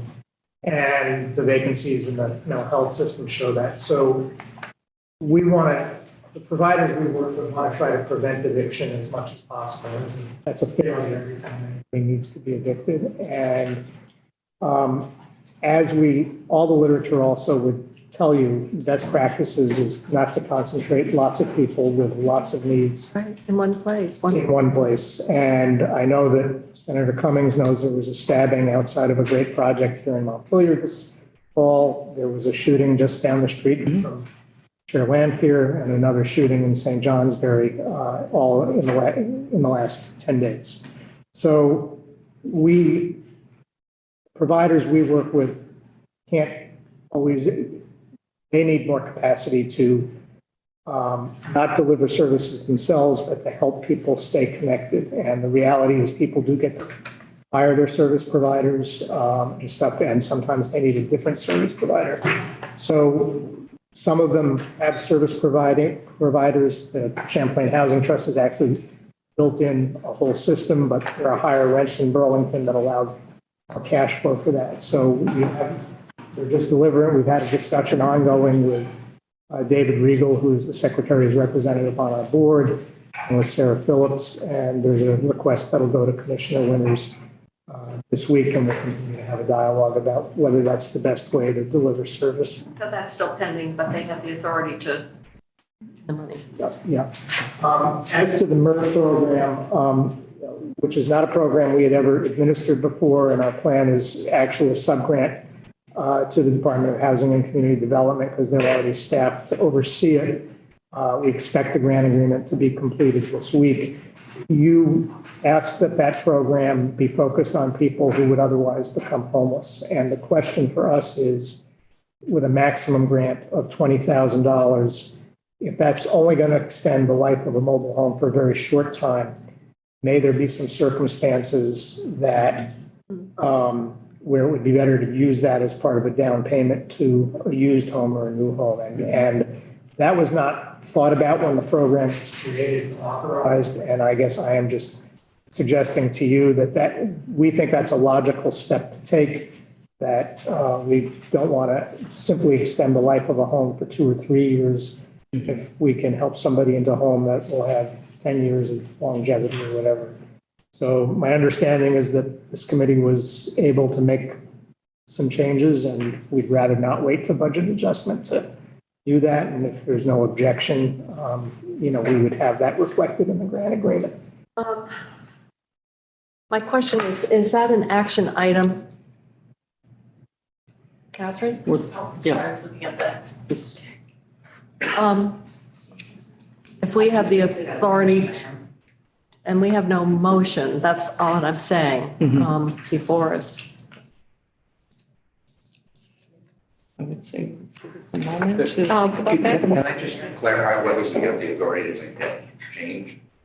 You think you're going to clarify it? No, we have a lawyer that might be able to help with it. I'm going to give her a moment to understand what I'm going to do is finish this, and then we'll have the conversation between our ledge council and joint fiscal, and we will add this if we need to as an action item at the end of the agenda. So rather than our attempting to do it right now, this is not the most efficient way to do it. I'm going to move on. We'll go into the, let you finish up. We've got to go into the testimony from from Doug Farnham, and then we'll add this to an action item if that's necessary. So I'll just add a couple more things to my testimony today. One is that we had a public information session on the mobile home infill program. We already have a request from the Housing Foundation, the largest mobile home parks in the state, to do 7 infill replacements. There were 15 different people that attended the session. Our board has authorized the staff to approve applications on a rolling basis. So as soon as we get them, we will begin to act on them as a staff. So that's the update on that.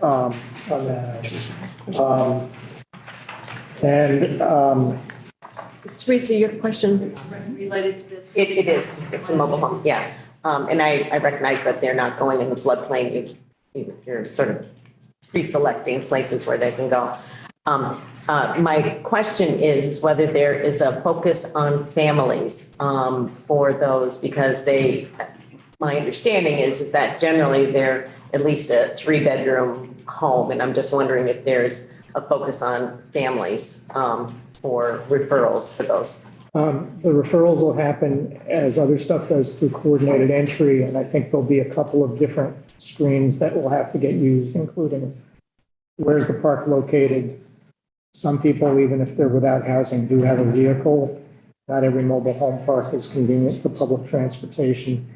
There are parks, and I was talking with Rural Edge about a park they have up in Derby where the lot sizes available are actually from a different era, and if they can put homes on those lots, they're going to be smaller. So I think you're absolutely right. Where you can do a 2 or 3 bedroom, it will make sense for families, provided that public transit is available, or the family has a vehicle that helps them get back and forth. Okay.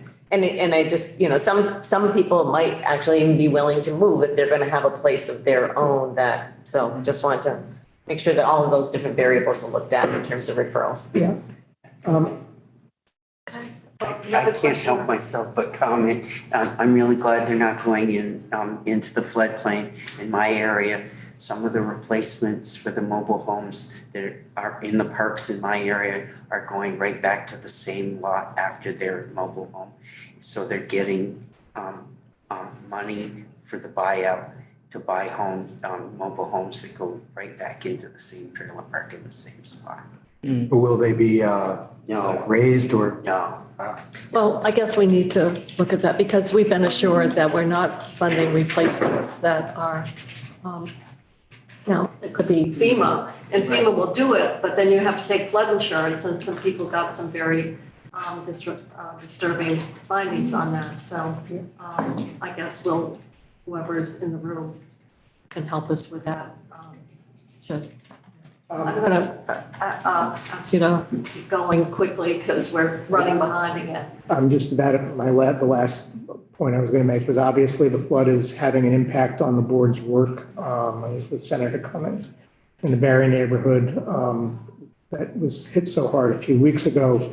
And we're well aware of 3 mobile home parks where basically for the residents, total losses. And so we may want to use some of our general fund appropriation to help some of those people with some down payment assistance. And obviously that just worsened the shortage that we're all speaking to and experiencing in terms of the availability of housing. So I think that But I think anything to do with the flood and so forth, you're coordinating very closely with Doug Farnham because we want to make sure we're leveraging all that feedback. Absolutely. We have a few other activities we described, and we've been in close touch with Doug. And our board has said, yes, these are all good things for us to do, especially helping communities figure out, what ought to be buyout areas, where does the river need to flow, and where should we rebuild. So with that, unless you have more questions, And we do have your updates, and that's very helpful. Except I just do want to thank you to Sarah Phillips, who through the pandemic has been our partner solving many problems, most recently figuring out how to transfer the Champlain in because the operator decided they couldn't do that. And she's just been a great partner and has done, in my opinion, heroic work. A different position. Yeah, so we're going to miss her in that role and work with her in a new one. Yeah, I mean, I think I wanted to do that as well, Madam Chair, just to extend our thank you from a legislative perspective. Sarah has been an amazing leader at the office, and we will miss her and wish her great good fortune for the future. Yes. We want to go on record as thanking for a difficult job and a difficult time. Yeah. So, and the last thing I just would like to say, and I, Senator Cummings and I had this discussion, but from my perspective, not only has VHCB been underfunded, but I think where we are today in Vermont, I hope that as policymakers, we can all decide that funding of housing needs to be ratcheted up in a number of ways in the coming years, because even if we were fully funded to the formula, the cost has gone up so much in terms of what it costs to produce housing that we get behind the pace we were at 2 years, just a few years ago. Well, I think that's what we hope to get, because it's not only funding of VHCB, but it's also are there other incentives that would promote the development of housing for people of the more moderate income, and that's been neglected for a quarter of a century. And are there ways of stimulating the creation of that housing as well? So there's a lot of work ahead, but thank you for what you're doing. And unless there are further questions, I'm going to move. And we're not showing anyone on our screen. So Doug, are you there? Yes, Madam Chair. Okay, so we can't see you, but as long as we can hear you, that's the most important. So at this point, we're going to go into our next item. We're a little bit behind, and that is an update on the fiscal issues associated with the flooding. So if you want to start, then we have it's Secretary Curley here for BGAP, and then we have Commissioner Tierney on the efficiency emergency assistance that we provided through her department. So we'll start with you, Doug. All right, thank you, Madam Chair. For the record, Doug Farnham, Chief Recovery Officer for the state of Vermont.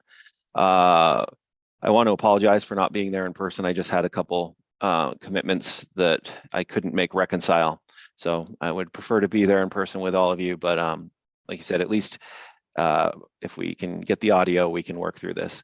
So to set the stage, I am going to go over a little bit of what is generally common knowledge, but the trajectory of the storms that started in earnest on July 7th, the primary waves of damage, repetitive storms occurred between the 7th and the 21st, where we had less than 72 hours between each storm, resulting in a saturation of the groundwater and elevated river levels, which stretched over the course of an entire month.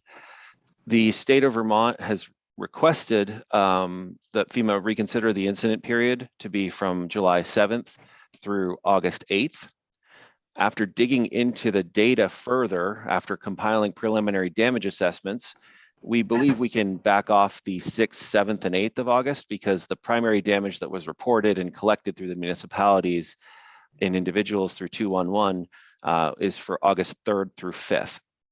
So at this point in time, FEMA has approved an incident period of July 7th through July 21st.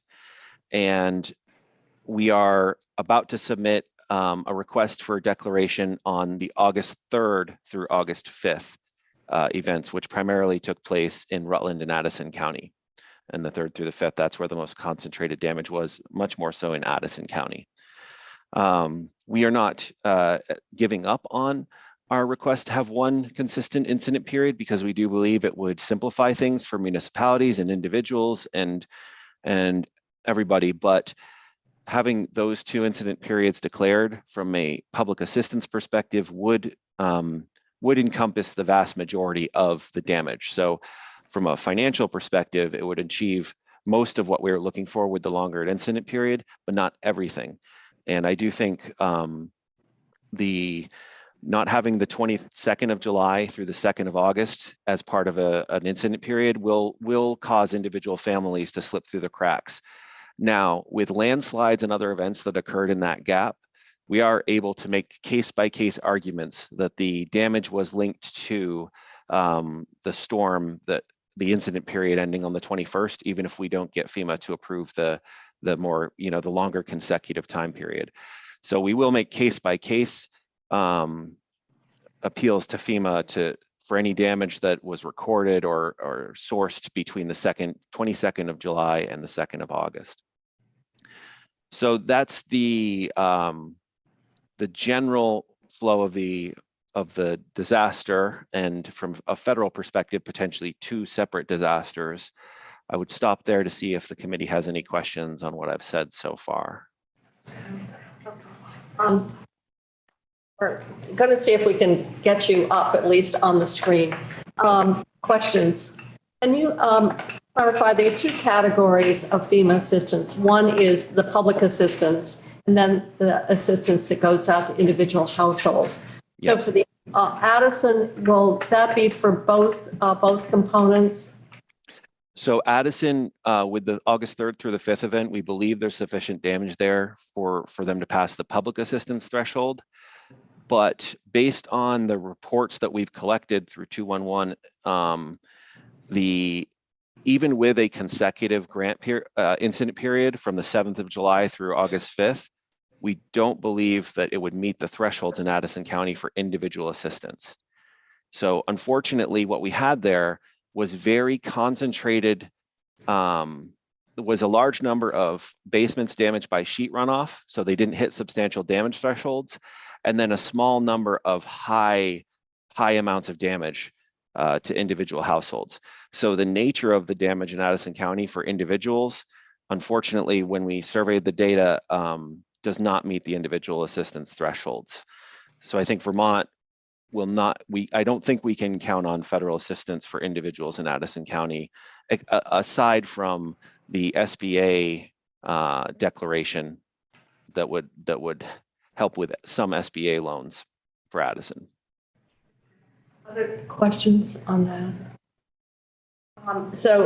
In terms of the individual assistance, those checks have been going out. We've been getting updates and millions of dollars.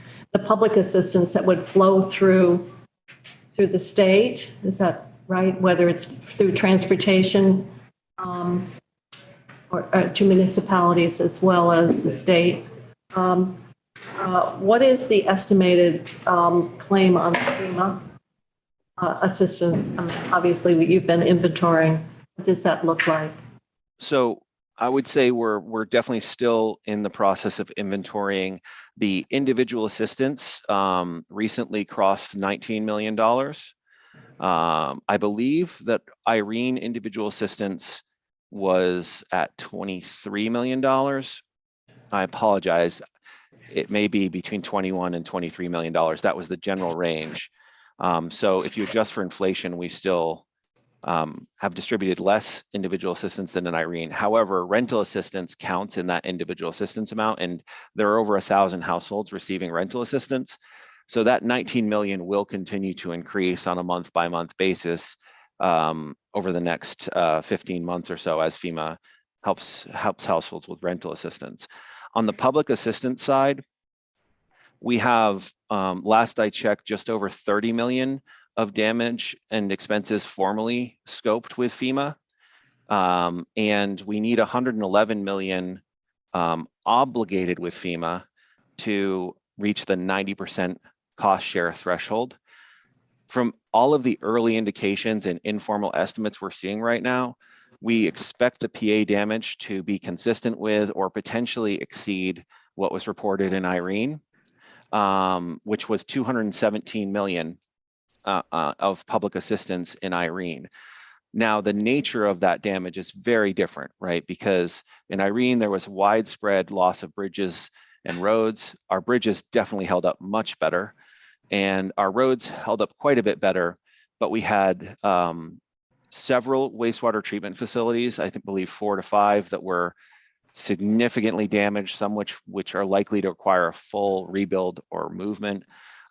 We had a significant amount of rail damage, which wasn't as much of a factor, which wasn't a factor in Irene. And the Lamoille Valley Rail Trail, of course, suffered extensive damage, and that damage has been quite costly to correct. So we do think it will be in the same ballpark as that 217 million from Irene, but exactly where that lands will also depend on some of the mitigation that we get approved from FEMA. State buildings or Mr. Johnson's. Okay, so at this point, the threshold to get to 90% federal match is 111. We're at 30, but we anticipate that we will exceed it. And but the nature of the damage is different than before because of the resiliency and the investments, I guess, we've made in our transportation. But we did have major damages to our whole state complex and buildings. And so is that reflected in the 30, or is that yet to be determined? So the damage to state buildings is one reason I believe we'll hit the same scale as FEMA, but it's not reflected in that 30 million. I would say the majority of the 30 million at this point is, it's not formally obligated from FEMA. Some of that is formally obligated, but it's primarily in the emergency response, immediate cleanup, in that short-term category of spending that FEMA is still able to obligate that emergency response spending under the immediate needs funding, even if there's a shutdown. However, we will not be able to acquire any more formal obligations of public assistance for permanent work or mitigation work if there is a shutdown on Friday. And oh, minor detail on that. Oh my gosh, I can't believe we're on the brink. Okay. Yeah, thank you for reminding. So one bit of context to add there, though. However, the FEMA team will be staying on site, and we will be able to continue work to get all of the project workbooks in a state that could be obligated. So we'll be trying our best to queue everything up. Even if there's a shutdown, we'll be able to queue everything up, and we'll be able to know how much we have queued up and where that sits relative to the threshold. So if we hit that threshold, it's 90% for everything then, transportation, state buildings, et cetera. Is that true or not true? That is generally true. There are some slight exceptions in certain mitigation programs that stay at a 75% cost share. But for the majority of that money, yes, it would be converted to a 90% cost share. Yes, Senator Representative Harrison. So Doug, just to clarify for me anyhow, so the big cost, a lot of it, 90% is what you're anticipating. How about the efforts that we need to make for a longer term resiliency, whether that's dam replacement, new dams?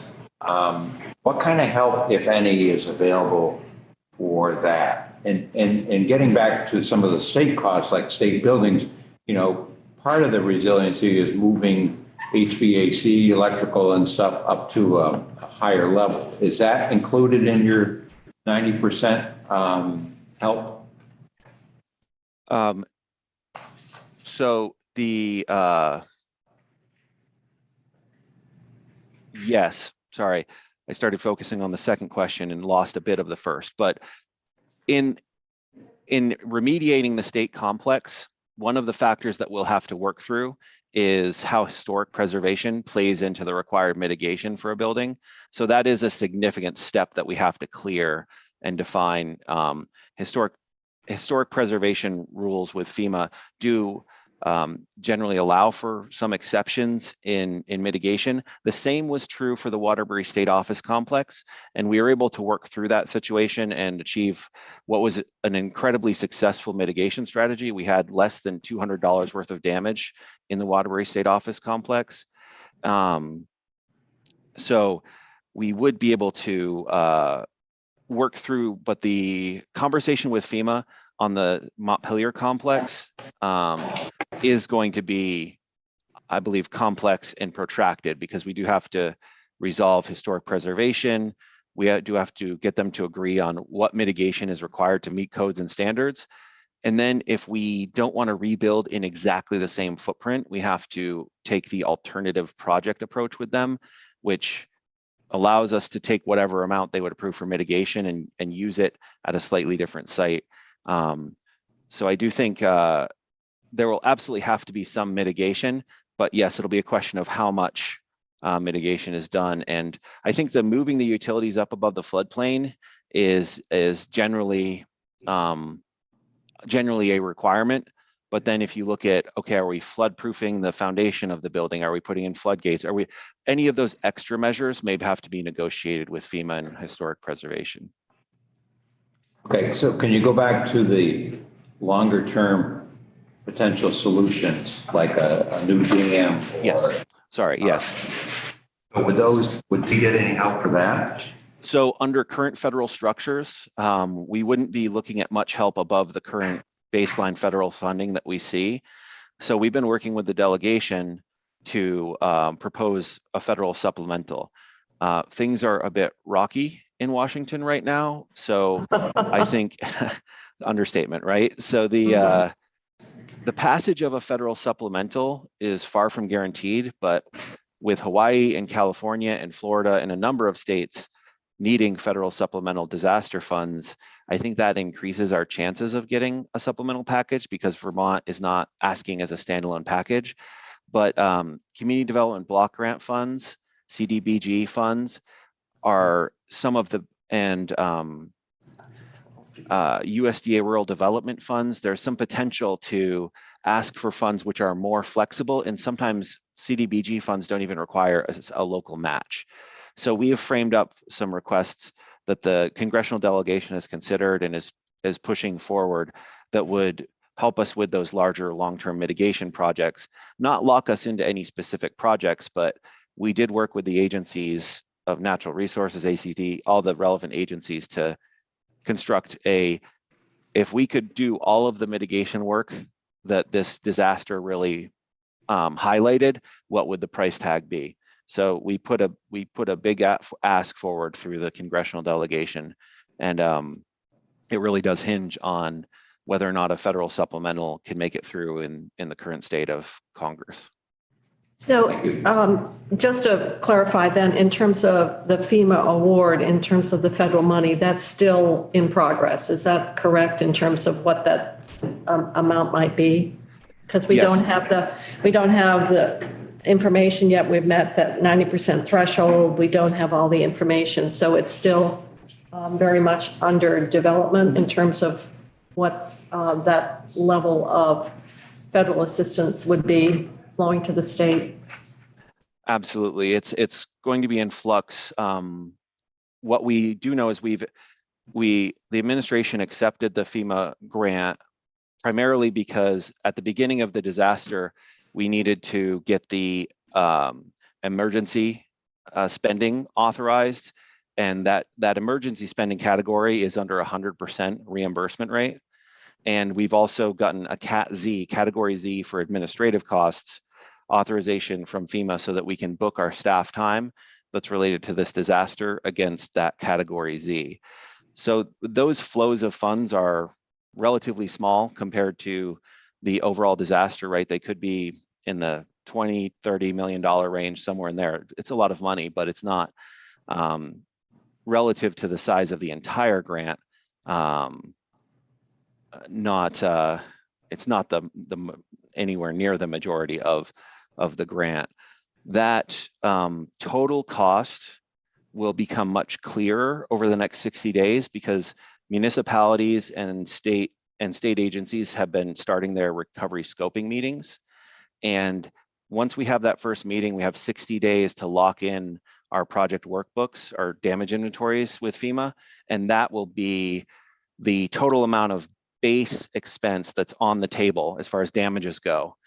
And then once that amount is determined, then we would start layering on anything extra that's approved for mitigation on top of that. And for general hazard mitigation, we also get 15% of the total PA amount is also allowed for hazard mitigation efforts.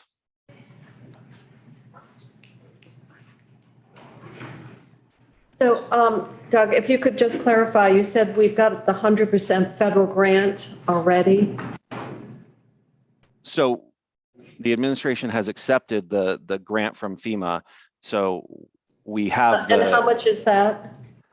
Well, it doesn't have an exact dollar amount on it yet in that agreement. It's constantly changing. So what would the approximate amount be? I think that the approximation at this point has passed 100 million on the estimated amount. And those emergency costs are a subset, of course, of the larger costs.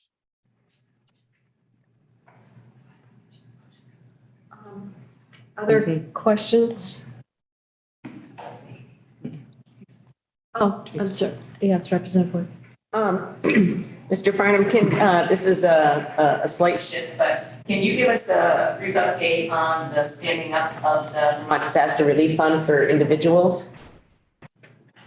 Yes, absolutely. So and I apologize, they had a name change, so I want to make sure I get their. Yeah, I'm not sure what the name change is, but yeah. So I believe, yeah, they were the Vermont Disaster Relief Fund. At some point, they changed their name to the Vermont Disaster Recovery Fund. Okay. And but yes, they have recently had some board meetings. I met with them and with the Vermont Community Foundation. I do know that they brought on additional board members to help navigate this event. They had multiple planning sessions with the Vermont Community Foundation to see how much support and what type of support the Vermont Community Foundation could provide them in order to move their processes forward. They do have, last I heard, they had $2.4 million in their fund. And I do know that they also let the Vermont Community Foundation know that they anticipate having a need for additional funds related to this event, which, it was a preliminary ask, so I don't believe the Vermont Community Foundation had any response at this point, but they did put it up there that the Vermont Disaster Recovery Board anticipates needing financial support for several financial positions and to help with the allotment process, which they talked through with the Vermont Community Foundation, basically working with the disaster case managers to decide who gets the grant amounts, because the Vermont Disaster Recovery Fund is intended to be a fund of last resort. So for most households, they haven't quite hit the last resort phase because they're still working through their FEMA process and SBA process. I would highlight, and the board has been made aware of, households in Addison County do not have the same options available to them as households in the IA individual assistance declared counties. So they would hit that last resort situation much sooner. So I do know that the Vermont Disaster Recovery Board has been moving the ball forward fairly quickly. I don't have an exact date on when they're going to be able to start offering grants. And I believe they also updated their maximum award to $25,000. So it is a substantial amount of assistance that they could provide an individual if they still have need after they've gone through all the state and federal programs. Thank you. Senator Cummings.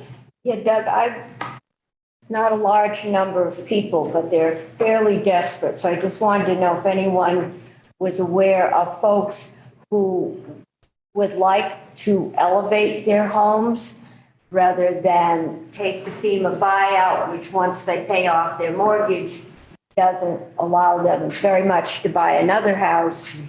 And, you know, some of them are historic, they don't have to be raised, but don't want to get flooded again. And I've got several in Montpelier. We've just talked about the housing crisis. I don't know where those 3, 4, 5 households could find housing in this area. Their kids are in schools, they have jobs in the area.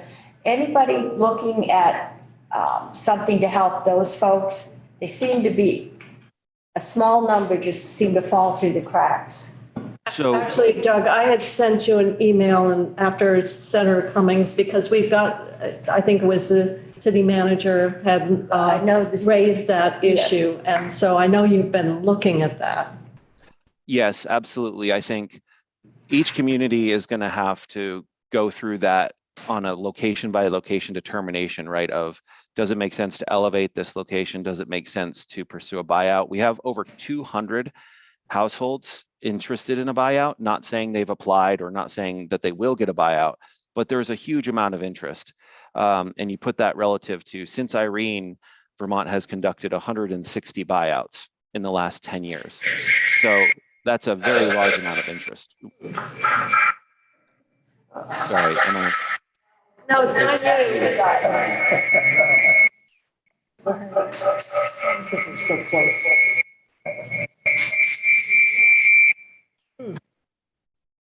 We just tried. Yes, we're not.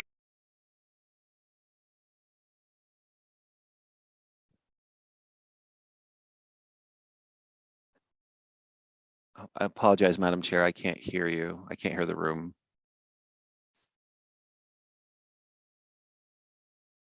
I think they've muted the room because of the echo. Yeah. Yeah, none of us can hear the room. Okay. Talks amongst yourself.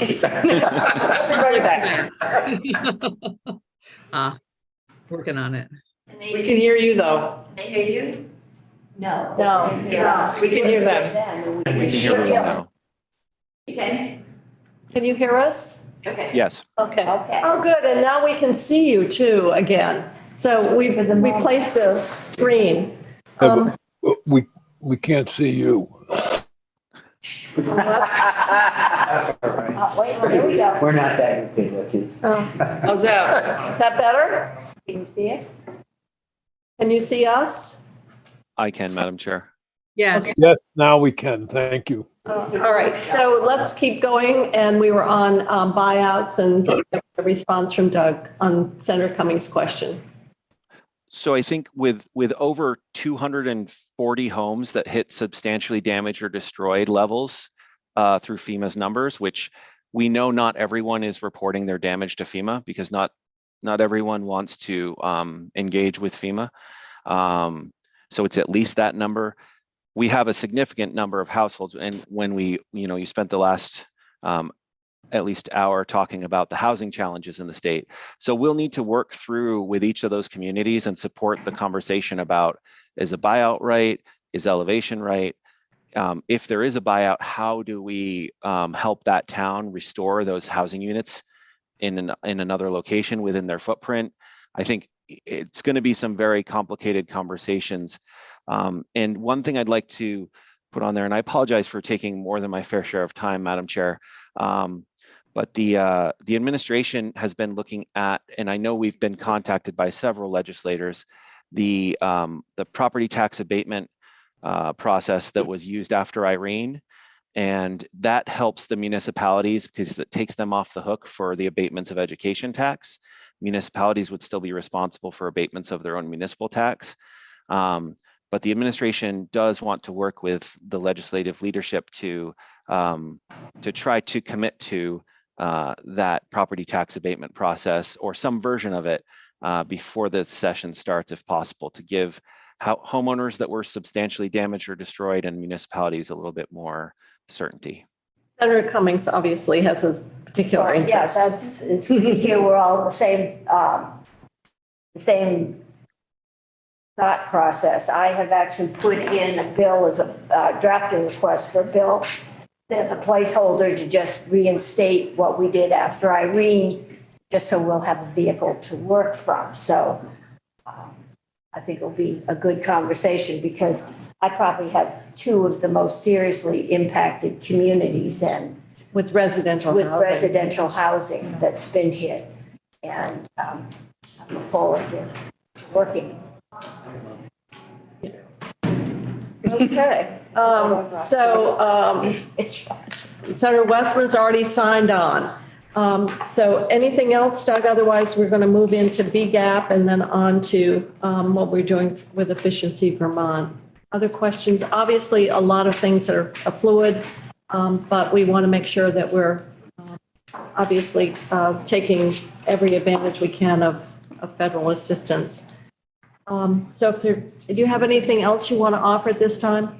Yeah, I would just run through quickly, Madam Chair. I think that the municipal match is also going to be a conversation, but we also need to know what the total cost and what Vermont might be able to afford in order to, before we can really dig in and have meaningful conversations about municipal match. But I know some communities suffer damage far beyond their means to cover, even if it's a 90-10 cost share, their damage just does not match to their tax base. Aside from that, in the short term, we are focusing on the debris cleanup is largely complete. We have last report about 40 debris piles. They are continuing to crop up, and we will continue the cleanup effort over the next several months.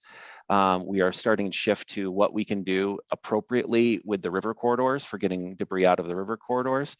And the other main push is of course, the households. There's over 1,000 households that potentially don't have functioning heating systems. So we're working on trying to connect them with contractors and identifying if there's an unmet financial need in that population, because there might not necessarily be a program that can get some households all the way to assistance. So those are the main short-term priorities, like trying to get those done before winter, alongside making sure our stormwater collection apparatuses are as cleaned out as possible, because once winter hits, we won't be able to clean out anything. And then if we get a heavy spring thaw, we could have damage in the spring because we didn't get things cleaned out enough. So we're trying to get as much done before the beginning of winter as possible for that short-term remediation. Lots of work ahead, but short term because winter isn't that far away. So no, it's not. Heating systems are kind of critical. It's going to be 80 degrees this week. Other questions? Otherwise, we'll move on to BGAP, and we have Secretary Curley joining us to sort of brief us. It actually action that the E-Board has taken already, but wanted to bring them up to date on what the changes that were approved. So Secretary Curley. Good morning, everyone. Thank you. For the record, I am Lindsay Curley, Secretary of Commerce and Community Development, and I'm here this morning to provide you with an update on the Business Emergency Grant Assistance Program, or BGAP as we like to refer to it. We love acronyms. So as Madam Chair mentioned, back in July, the E-Board authorized a $20 million transfer to provide for rapid relief to businesses and nonprofits and landlords that sustained physical damages to their properties due to the flooding dating back to July 7th of 2023. We set some caps and some thresholds so that we were able to cast a wide net to make sure that we reached those damaged businesses, nonprofits and landlords, and made sure that nobody gobbled that money up too quickly. One or two big impacts took all the money right away. So we set those thresholds and we opened up the program and people started applying. And after several weeks, took a step back, looked at the damage impacts that were being reported, and the original authorization or plan was that we would pay out for those up to $1 million. We had a threshold of 20% of their net uncovered damages, or $20,000. And if they were over $1 million, we had a couple different step downs, but essentially what we are seeing reported is about $147 million in damages by just those that are applying for this grant. So we, at the time, a couple weeks ago, we looked at it and said, you know, we've paid out about $4 million, and we could tell that we could lift some of those caps and make a bigger impact to helping those businesses, landlords, and nonprofits so that they could really do more to get their doors open, bring their employees back, get people back into their rental units, their homes. So we came back to the e-board September 21st. I hope I have the right date, and asked to make an adjustment and remove that $20,000 cap and a few adjustments on the higher end as well, so that we could, as I mentioned, make a bigger impact. So what that looks like is removing the $20,000 cap for those that are under $1 million of net uncovered damages. And we raised it to 30%, covering 30% of their net uncovered damages. So for example, if you have $250,000 in damages, originally at the 20% payout or the $20,000 cap, you saw $20,000. Now with the 30% payout and removing the cap, your grant award is $75,000. So it's an additional $55,000. We are seeing that bring great relief to those that are impacted and a real ability to do those repairs that are needed. Many of them were having to make repairs to their heating units, moving them to another floor. And so this has been, in my opinion, a very impactful way that we could help. And again, it doesn't make anybody whole. It's still 30% of their net uncovered damages, but we have seen such a sigh of relief from those that have applied for this with this change. So anyway, that's the update on this. I'm happy to give you, before open for questions, I'll just give you a little rundown of our data. We have 487, as of yesterday, completed applications, 487. 286 of those have been approved. 237 of those approved applications have actually been paid out. That's 83% of approved applications have been paid. We still have 49 applications in process that have been approved that haven't been, paid out. We do have 10 that are denied. And what that means is there may be some that started an application and restarted a separate one, or we might have folks that didn't demonstrate that the damage was related to the flooding. And our average award right now is $22,745. We expect to see that go up because we have not yet deployed any checks related to this latest change. So as soon as that change goes into effect, we will see that average award go up. So that's, I'm happy to open it up for questions, but I thought I would give you something to think about as a start. Representative Harrison.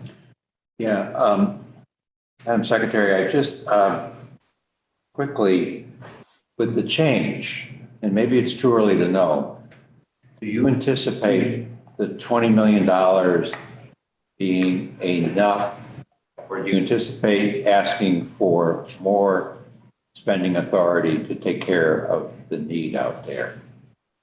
So it's too soon to tell whether it will be enough. What I will tell you is we are seeing businesses come back online, which is a very good sign. I think that we've seen a lot of the philanthropy, like the generosity of folks around the state and outside of the state that is also filling in some of these gaps. There are folks that did have flood insurance. Again, we know that was a very low percentage.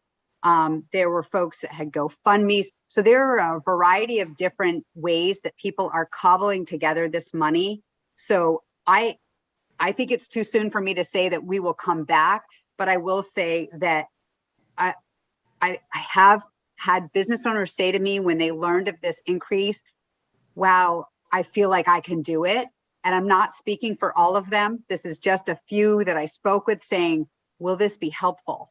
And so we also have the license plates, the sales of the license plates. There's a percentage of that that will go toward continuing to fund this program. So, you know, as there's money available, we'll continue to deploy that.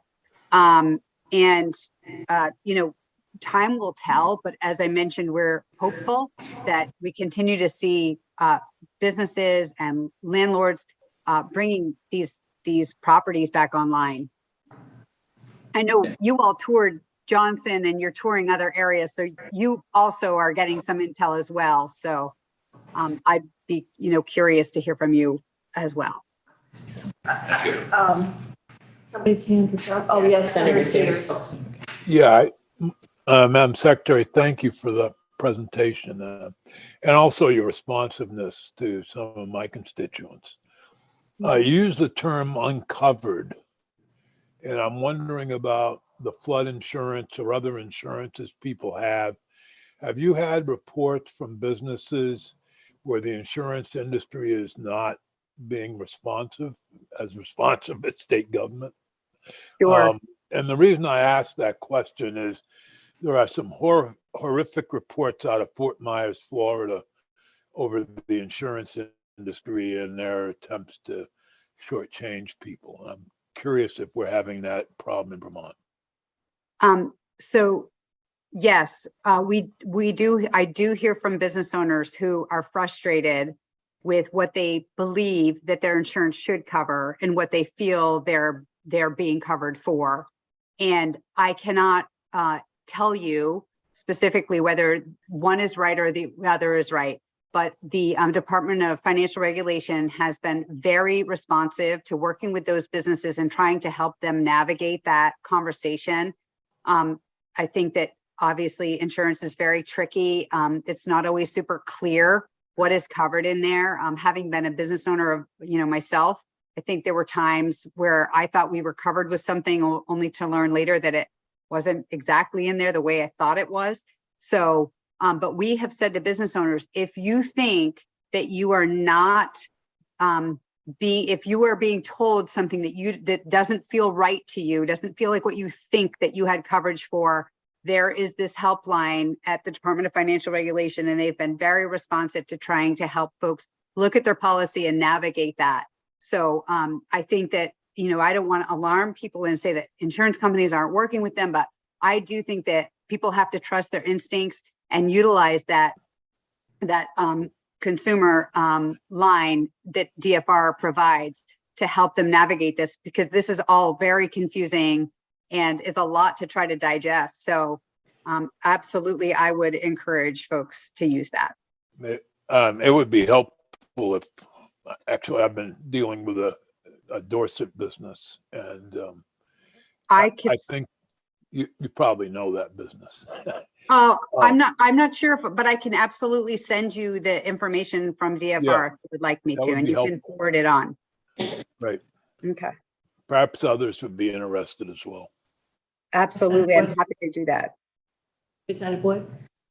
Thank you, Secretary Curley. Can you just tell me if for those businesses that have already applied and you've already awarded grants, now that you have new criteria, will your staff be going back and automatically reviewing their initial applications so they don't have to reapply? Absolutely. So our plan is that nobody will have to push any more buttons. If they've already received their award, we will automatically do the calculation and send them. So if they've already received a check, we will send them another check. If they have not received a check, but it's in process, right? Let's say the check is kind of somewhere caught between we've approved it, it maybe not even in the mail yet, but it's coming. They still may receive 2 checks. If there's somebody who's still being reviewed and the check hasn't been, or the grant hasn't been approved yet, so they haven't even received their first check, because there are some still in that place because we're still resolving some questions. Our goal is to just issue 1 check for the new bigger amount. So folks won't have to do anything to signal that they, you know, want more, they'd like more. It's an automatic calculation that we will do. Great, thank you. Thank you. And the only thing I would say at the e-board, the agency did testify that they had a pretty good fix on that 20 million, which, as you know, was advanced out of an appropriation we made that would support federal grants for broadband rollout. So this is one reallocation that in fact came with a requirement for backfill in the budget adjustment. But our anticipated amount is the proposal based on the testimony from the agency was that the 20 million, because they had so much data already and the application experience was there, that we were within that $20 million funding availability. Yeah. Oh, yes. I hope I didn't mislead on that. We, with this new calculation, we did determine that we wouldn't go over that 20 million. So when you asked about us coming back, I thought you meant, would we come back based on the businesses saying this still isn't enough? And that was where I was sort of saying, right now, we feel that, our calculation to increase to this next percentage was falling squarely within the 20 million. And I just wanted to state that because there was some concern expressed by some legislators around the backfill and making sure the money was there that was being advanced for this purpose. So, okay, then unless there are further questions, I'm going to go on, and we have Commissioner Tierney in the bottom square, and it's going to give us a brief update because one of the other actions that eBoard did was to reallocate a portion of weatherization funding to help flood impacted households with efficient heating replacement, system replacement, as well as appliances. So just getting started, appreciate your being here, and if you could give us a brief update. So much, Madam Chair. For the record, June Tierney, Commissioner of the Department of Public Service. And with that introduction, you've given half my update, frankly. You've seen the report that I filed as required by the motion that passed the emergency board on July 31. It is very early days in terms of the program actually being administered. We were very fortunate to be able to stand the program up very quickly. It launched officially on September 6th. The freshest data that I have that I'm comfortable sharing with the committee is that as of September 21, there have been 10 applications that have received, I want to be clear that I don't get this wrong here. The Efficiency Vermont has received 10 applications from residents for this program, and 3 have been provided payments. These are all to non-FEMA eligible customers. The total to date expended from the 35 million appropriation, or better said reallocation, is 17,475. The e-board wisely also required a report from me in November, and I'm very hopeful that at that time we will have bigger numbers to share with you. One of the challenges that have been very successfully resolved is the sharing of data that FEMA has so that the state can make use of that data in programs of this nature. There are a lot of strictures around being able to share information that FEMA collects about who's been impacted, to what degree they've been impacted, where they are located, what their eligibility is for FEMA assistance and the like. And I'm very pleased that we were able to overcome some of those hurdles because time is of the essence, as everybody in the room knows, to get this work done. And the federal program and state programs don't always talk to each other easily. But unhappily, the state of Vermont has a lot of experience in this direction, given Irene. And so many folks were very quick on the draw to recognize the need to engage on that and to push the envelope. So FEMA has graciously and very effectively shared data with the department. The department in turn has shared it with Efficiency Vermont. And they've been working just at a warp speed to get this program out and to get word out about it, as you can see in the update. I'm going to pause there and ask whether you have any questions at this point. Any questions? It's only been a couple of weeks. I know that Peter Walk said it was going to be a heavy lift, but they were committed to getting it operational. I'm looking forward to November. I think it'll be much different There's one experience. Pardon me, Madam Chair. There's one thing I would just like to underscore for the committee, because I know so many of you have been working in this space, unfortunately, given your long tenure and experience in Irene. And what I'm seeing is that this kind of program and the engagement that we do in state government with our external stakeholders is a great way to develop a playbook that needs to be captured and published, if you will, so that we're not starting from scratch. As some of you know, I was very profoundly affected by Irene. I lost my own home effectively and had a lot of battles with FEMA and the like, all of which went well, but it was a very steep learning curve, and I was extremely fortunate to have a law degree, so I could, navigate that. It's always helpful. Yeah, it basically made it worthwhile to go to law school, but it was horrifying to see that, because I kid you not, I lost sleep over knowing of the so many cases out there that I encountered in my travels where folks didn't have that kind of toolkit. And I have to say, FEMA really was very helpful, notwithstanding the many things we say that would indicate otherwise.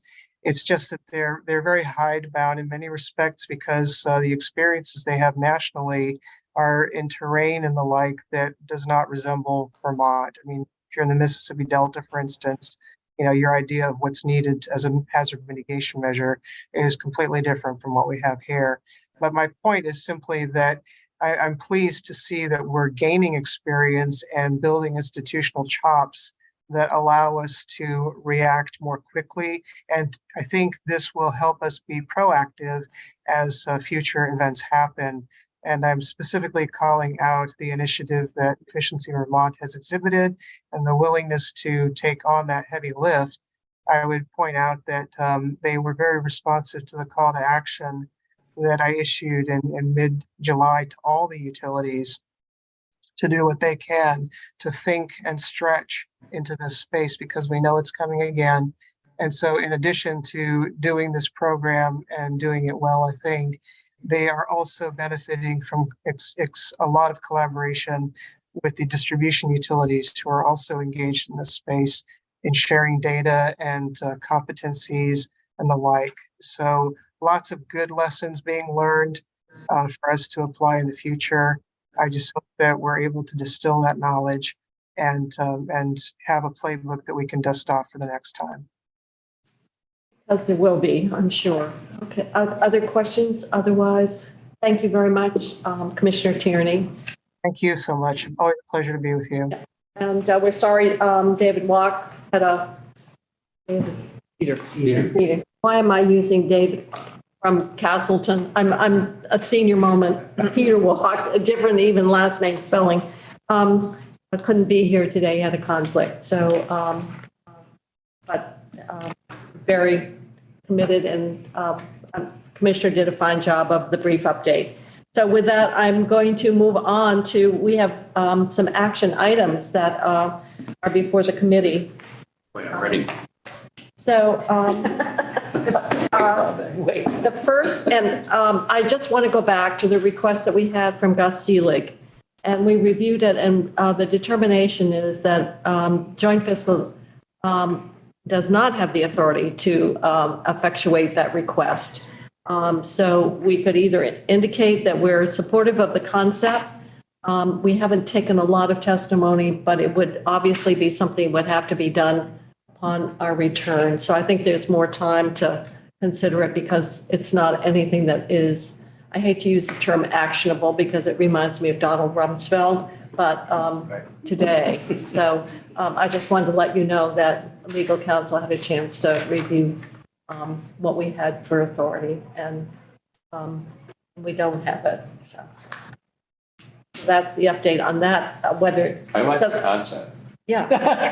It's worth Well, and I think there'll be an opportunity for us to take action but we can't do it now, so.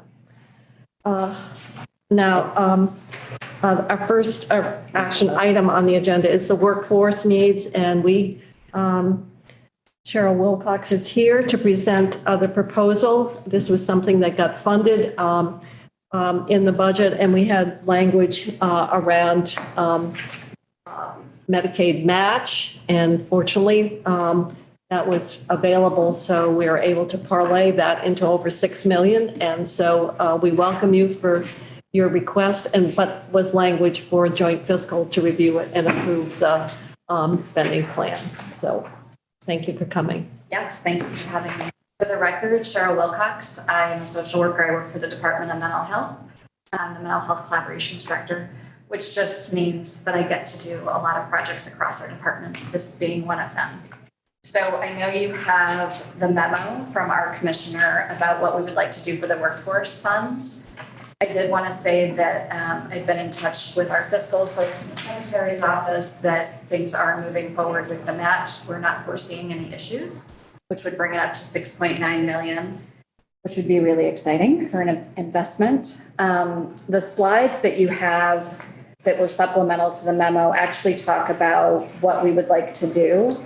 And when I say we, I'm here from the Department of Mental Health. This has been in collaboration with our Department of Disabilities, Aging, and Independent Living, also our health department and the Division of Substance Use, because this funding would be tuition reimbursement and loan repayment for our staff at designated agencies and specialized service agencies for mental health, substance use, and developmental disabilities. So it would capture all the staff. So we had 1.5 million for a similar program, which we'd like to model this after, that ended last month. And those funds were tobacco settlement funds. That money was appropriated so long ago, most people don't even remember it. Yes. We do. Yeah, well, we also did the money for looking at our child welfare system and how to improve it, because we had so many, children relative to other states coming into state custody. But so this is nice to see that this is the next step and picking up where that ended. Yes. And so the piece that would be different, so we want to model it after that funding, and the piece that's different is for all staff. That funding was only specified in legislation for mental health and substance use staff. So I will say the comments, when it was posted to the Global Commitment Register for public comment, folks, that has been the main comment, that people are glad that it's all staff, because we have a workforce challenge across all of those sectors that are DAs and SSAs. There is more data based on the 1.5 million that shows success. The piece that is in your slides, which is pretty amazing data point, is that of the 500 staff that received those funds over the past 2 years for tuition reimbursement and loan repayment, there was a retention of 96% of those staff. And so that is something we feel like has made a huge difference. This investment will be for all staff. And so hoping to see that as well. And Vermont Care Partners, who has been a close partner with us in this work, and the 1.5 million, we granted the funds to them, and they worked with all of the agencies to do the funding out to them, including Pathways. And I make that point because Pathways Vermont is not a member of Vermont Care Partners, but they also were a part of that. They are. They are, correct, yes, but they're not a member of Vermont Care Partners, but they all had access to it, and that will continue. Yes. So what I understand from this proposal is you're going to take that money and grant it to Care Partners to do this program. Yes, and it's. What would your department's role be oversight of that? That's a great question. So we had, for the 1.5 million, that actually went through the health department, and there was a grant with deliverables and performance measures. It will be the same for this. So it will be quarterly reports and updates on which funds are going out for tuition reimbursement and loan repayment by agency, and then what the different fields are, which we got that information through the first 1.5 million. So there will be the granting out, but then deliverables and performance measures that are reported back to us. And I think the other concern was to make sure that it went out kind of equitably and that it didn't all sort of get redirected toward one or two entities. Representative Wood.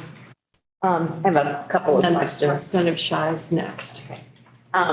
So there's specific mention of mental health, SUD, and developmental disability services, but I know that designated and specialized service agencies also have some other services that they sometimes provide, like traumatic brain injury or choices for care. And then you just said all staff. So is it going to be across all programs? It will. Okay. So I just want people to be And clear. those are kind of the buckets we talk about, but it's all. Those are the major buckets, but there are others. Okay. And then, so you mentioned pathways, and it doesn't seem as though other substance use providers in the preferred provider network that are not DAs or SSAs will have access to this. Is that correct? That is correct, based on the way it got written in legislation. Okay. Which is on page 2. Yeah. I'm just pointing that out as a not necessarily a good thing in the way it was written. And I guess my third question is, we learned when we were doing something similar to this in the Child Development Division that if people didn't fulfill, and I'm glad to see the 96%, but if people didn't fulfill their obligations, that was difficult to implement some sort of, payback model, that didn't really work. And so do you have any experience with that 4%? Yes, I actually spoke directly to an agency that has a couple of those folks. And you're right. I mean, as far as legal action, I think it would be incredibly difficult to do. However, staff sign the promissory note and they have made a plan for how they're going to pay back the funds. So far, I mean, it's a small group of folks. Yeah. They are. Yeah. Okay. And then what's the timeline? I mean, what period of time will these funds be expended over? So the next 2 fiscal years. 2 fiscal years. Okay. I think that was it for me. Thank you. So this is an action item because we have to approve the, I'm sorry, Representative Shive. Yeah. Thank you, Madam Chair.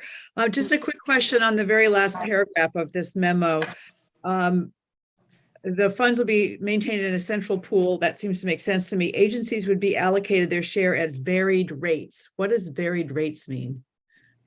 So it's, folks have different, especially thinking of loan repayment, staff have different amounts that they owe and that they would have access. So it's not a set, you will have this. It's been prioritized based on the need of different staff because it's so different. So the variation is among staff need, yes, as opposed to variation of what agency gets what? Yes. I had the same question when I read that, Representative Scott, and then I read again and I thought, well. Yeah. We also, different staff at different agencies have accessed it. So it hasn't been the exact same amount at each. They have different staff who have needed this resource. So it's indicating that some of the payments are sort of case by case. Yeah, okay. Do you have additional questions, Representative Shaw? Does that answer it? No, I'm all set, thank you. Okay. You all set? I'm all set. I move to approve the plan presented by the Department of Mental Health to address workforce needs as designated and specialized services pursuant to Act 78 of the 2023, Section B, .1101, parentheses D, parentheses 4. I'll second that. So we have a motion that's been made and seconded to approve the plan that has been submitted to the committee. Further discussion? If not, then clerk will call the roll. Senator Baruth. Yes. Senator Cummings. Yes. Representative Harrison, yes. Representative Lanford. Yes. Representative Scheid. Yes. Senator Sears. Yes. Senator Westman. Yes. Representative Wood, Yes. Representative Kornheiser absent, Yes, she, Senator Patel. Kitchell. Kitchell. You're doing as well as I am with Peter Walk. A senior moment, isn't that what you were Yes, saying? I just said, right. And my vote is yes. More than one, it's more than a. That's all right. All right, and the vote is 9-0-1. Thank you very much, Cheryl. Thank you. Our next action item is childcare development. Isn't it 910? None. No. 901, she's absent. Okay, one absent. Everyone who could vote. Yeah, No, it's fine. I'm overthinking. You are, you had your moment too. We're now on to Child Care Development Block Grant. And we have Janet McLaughlin here. And we thought we didn't need to have action, but we decided that we did. So if you would come up, we want to make sure that all the money we appropriated gets spent. Yes. And there is a request for spending for an activity that we had not specifically approved in the past, so we felt we should take action today. So thank you for coming. So, present your request. Sure, absolutely. So, the state received upper discretionary funds from the Child Care Development Fund, and the of $18.3 million. We are projecting that we can spend about 14.6 of it on priorities and purposes that were already approved by this committee. And so that leaves us with about 3.8 that we would like to make sure the state is able to use. And so we are asking for flexibility to be able to use those for sort of the broader purposes that are approved by, allowed by the Child Care Development Fund. And so our top priority would be to use the fund to support the Child Care Development Information System. We've already spent through the money that was set aside for Module 1. We're anticipating Module 2 will be will be started in June. As it's probably not a surprise to anybody, that project is more expensive than initially anticipated. And so we thought this was a good way for us to be able to allocate some federal resources to this priority, which we know is really important to the successful implementation of Act 76. But based on the timing of the expenses and the rules around cost allocation and supplementation and things like that, we don't think we can apply all of it we don't think we can fully spend down that 3.8 on CDAS. And so we have additional ideas for ways that we could spend those resources that are in line with the initial purposes, but not like specifically enumerated around support and training for inclusion and family supports, around supporting the implementation of our new of the recently revised STARS system, and also supporting institutions of higher education that support early childhood educators as ways that we could spend down the money in addition to the ways that have already been outlined. Okay. I'm just looking for a copy of the motion that we had prepared because I'm wondering if we have to, because let's focus on the IT piece, and you're saying in order to spend it all, would those other activities be ones that we've already identified in the past and approved? I don't, I'm not a lawyer, but I don't believe so. It doesn't, well, it just is very broad to reallocate and spend the remaining block grant. It is proper discretionary, so it just gives you authority to spend the money as permitted under the federal rules. So Representative Wood, you question or comment? I guess. You want to make a motion? I would like to hear the wording of the motion, because I think we should say as requested in their proposal. Madam Chair. I don't want it to be just wide open, I guess. Say to approve the request. If I may, Sarah Clark from the Joint Fiscal Office, the motion is similar to the one that we passed the last time we approved the spending plan, but I think if you wanted to specifically refer to the proposal as requested in their proposal, you could add that. Okay. And your proposal it covers everything though. Yes. So we're all set in terms of that. So do you want to modify the motion? I have a question. Yes, Representative Shaw. Thank you. On the 500,000 for students is seeking credentials, are they going to be required to work in Vermont for a period of time? Or is it for anybody? Could they get their credentials and go out of state? For the, let's see. I would say that it's a great question. We haven't yet designed it because we don't have full permission yet.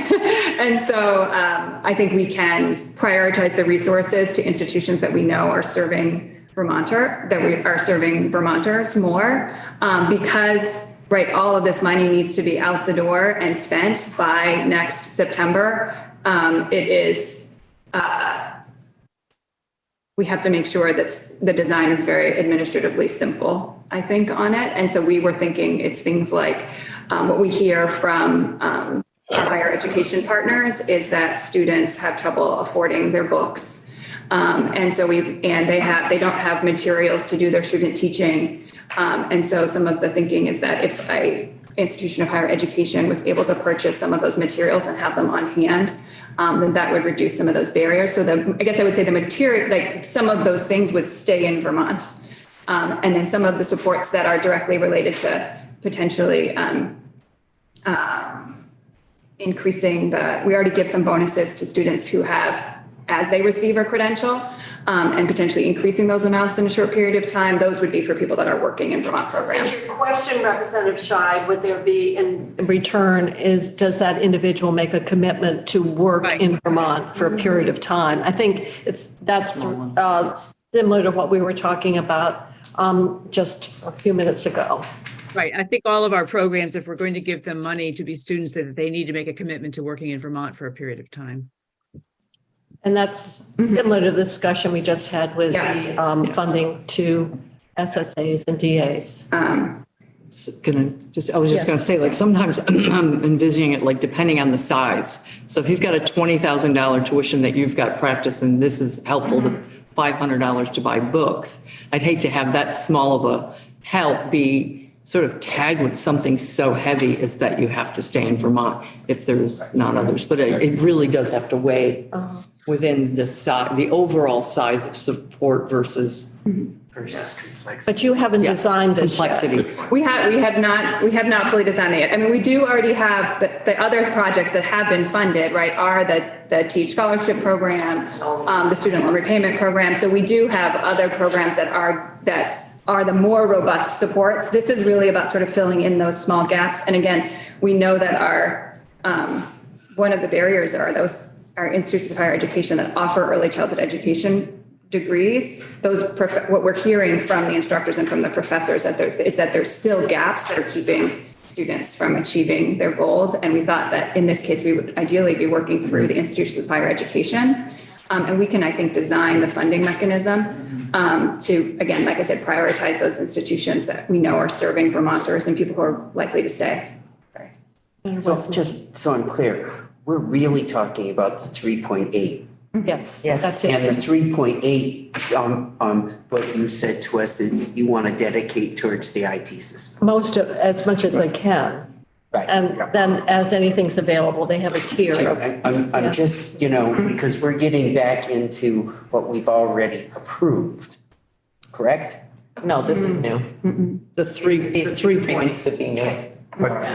But the point is well taken. It's going to be a small part of the bigger program. Yeah, absolutely.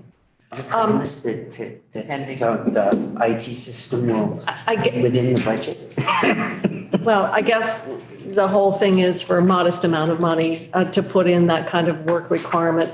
On the other hand, depending on how you design it, I think what we're saying is some consistency of what the requirements are based on, well, if you, it's nothing in return if you access this, but if you're in an SSA or DA, you've got a requirement. So I think we need to harmonize for very significant awards what those commitments are, regardless of which part of the service sector you happen to. And we do have those for the more robust program that the deputy commissioner mentioned. So, all right, so I guess we'll, I'm sure there'll be further discussion to find out the details. So do we have a motion then that people feel comfortable? Representative Wood, you have your. I do have it here, and I think the way it's worded is okay because it refers to their request. Yes. So I move to approve the Department for Children and Families request to reallocate and spend the remaining child care development block grant ARPA discretionary funds as presented. Is there a second? Second, Senator Westman. Further discussion? If not, I don't see any hands up on the screen, then the clerk will call a roll. Senator Baruch. Yes. Senator Cummings. Yes. Representative Harrison, yes. Representative Lanford. Yes. Representative Scheid. Yes. Senator Sears. Yes. Senator Westman. Yes. Representative Wood. Yes. Representative Kornheiser absent. Senator Kitchell. Yes. All right, 901. Motion carries. Now, the next item that we have, and we've had some testimony on that, and that is the FEMA money that is coming to the state. And normally we have gone through an approval process, but we recognize that timing and so much of the pieces have yet to fall into place, and we don't want to in any way delay any acceptance. We are going to propose a motion that would sort of anticipate these federal funds rather than going through our normal process of having the grants and doing it through either our expedited process. So with that, in order to accommodate the flow of that money and recognize our discussion of it and support of these dollars to support flood damages, I'd like to entertain a motion that would reflect our intent to support the grant approval. Senator Baruch. Thank you, Madam Chair. I would move that we approve the grant of approximately $100 million from the Federal Emergency Management Agency to the Administration for Flood Recovery in advance of the governor's submission of his approval to the Joint Fiscal Committee in accordance with 32 VSA 5B to enable those federal funds to be deployed as expeditiously as possible in support of Vermont's flood recovery efforts. I'll second. Okay, we have second. Okay, so for clarification, Yeah. so we're changing the 80 to 100. We are, based on the testimony. Yeah. Okay, further discussion? Not, clerk will call the roll. Senator Baruch. Yes. Senator Cummings. Yes. Representative Harrison, yes. Representative Lanford. Yes. Representative Scheid. Yes. Senator Sears. Yes. Senator Westman. Yes. Representative Wood. Yes. Representative Kornheiser absent. Senator Kitchell. Yes. Okay, it is approved 901. Now, as always, we have very little time for our fiscal office report. Probably like I don't know, the advantage or the good news is you don't have much time. The bad news is you don't have much time. So thank you, Catherine. Sure, I'm the fiscal office. You have a fiscal office report. I'm just going to point you to a few of the things. One is on page 2 is a federal funding update, right, speaking about how what's going to happen with the government shutdown. Yeah. And I think you heard about some of that, but there's more here, and we're trying to put more information together, but that was a particularly relevant one that I wanted to draw attention to. Another thing I'll mention is just that we are working there's a variety of committees meeting, there's ongoing reports being written, there's the ongoing work that our office is doing, education and finance, for example. So all that work is being undertaken. And then the final thing I'd like to say to you is that we have hired 2 people. Scott Moore, who some of you may know, he was the committee assistant in Senate Economic Development, is going to come and be our, what's the title, the legislative finance manager. He's what Dan Dickerson used to do. So Scott has some wonderful accounting background, so it's a great fit for us. Scott. We didn't lose it, and we Shifted. Economic development. Oh, well, you. The chair yet? I think I'm hoping he is. I hope she's found out before this, but he will be a wonderful addition, and he'll also be doing the capital bill as that piece of it. And then Amy Pope is going to come and staff Senate Appropriations, and she's worked for the state. Who? Amy Pope, and it's at the very end of the fiscal officer report. If you want more information, she's worked for the state for 25 years. She's worked in finance and management on budget stuff. Most recently, she's also been the deputy director of the HR classification and position management. So we're very excited to have her. And they are coming. Scott starts next Tuesday, and next Monday, and she starts the day after that. And that is our. Thank you. And it's really nice to have that fiscal funding update because that's kind of hanging over people are wondering.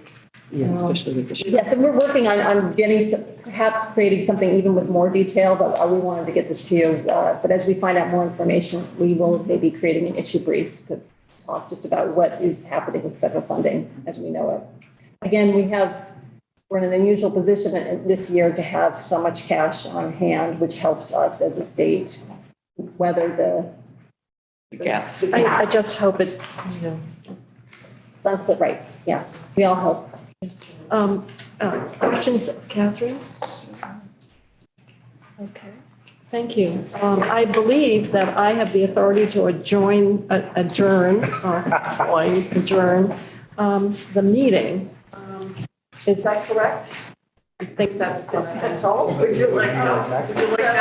No, so I would, unless there's any further business or any further comments, I am going to adjourn this meeting.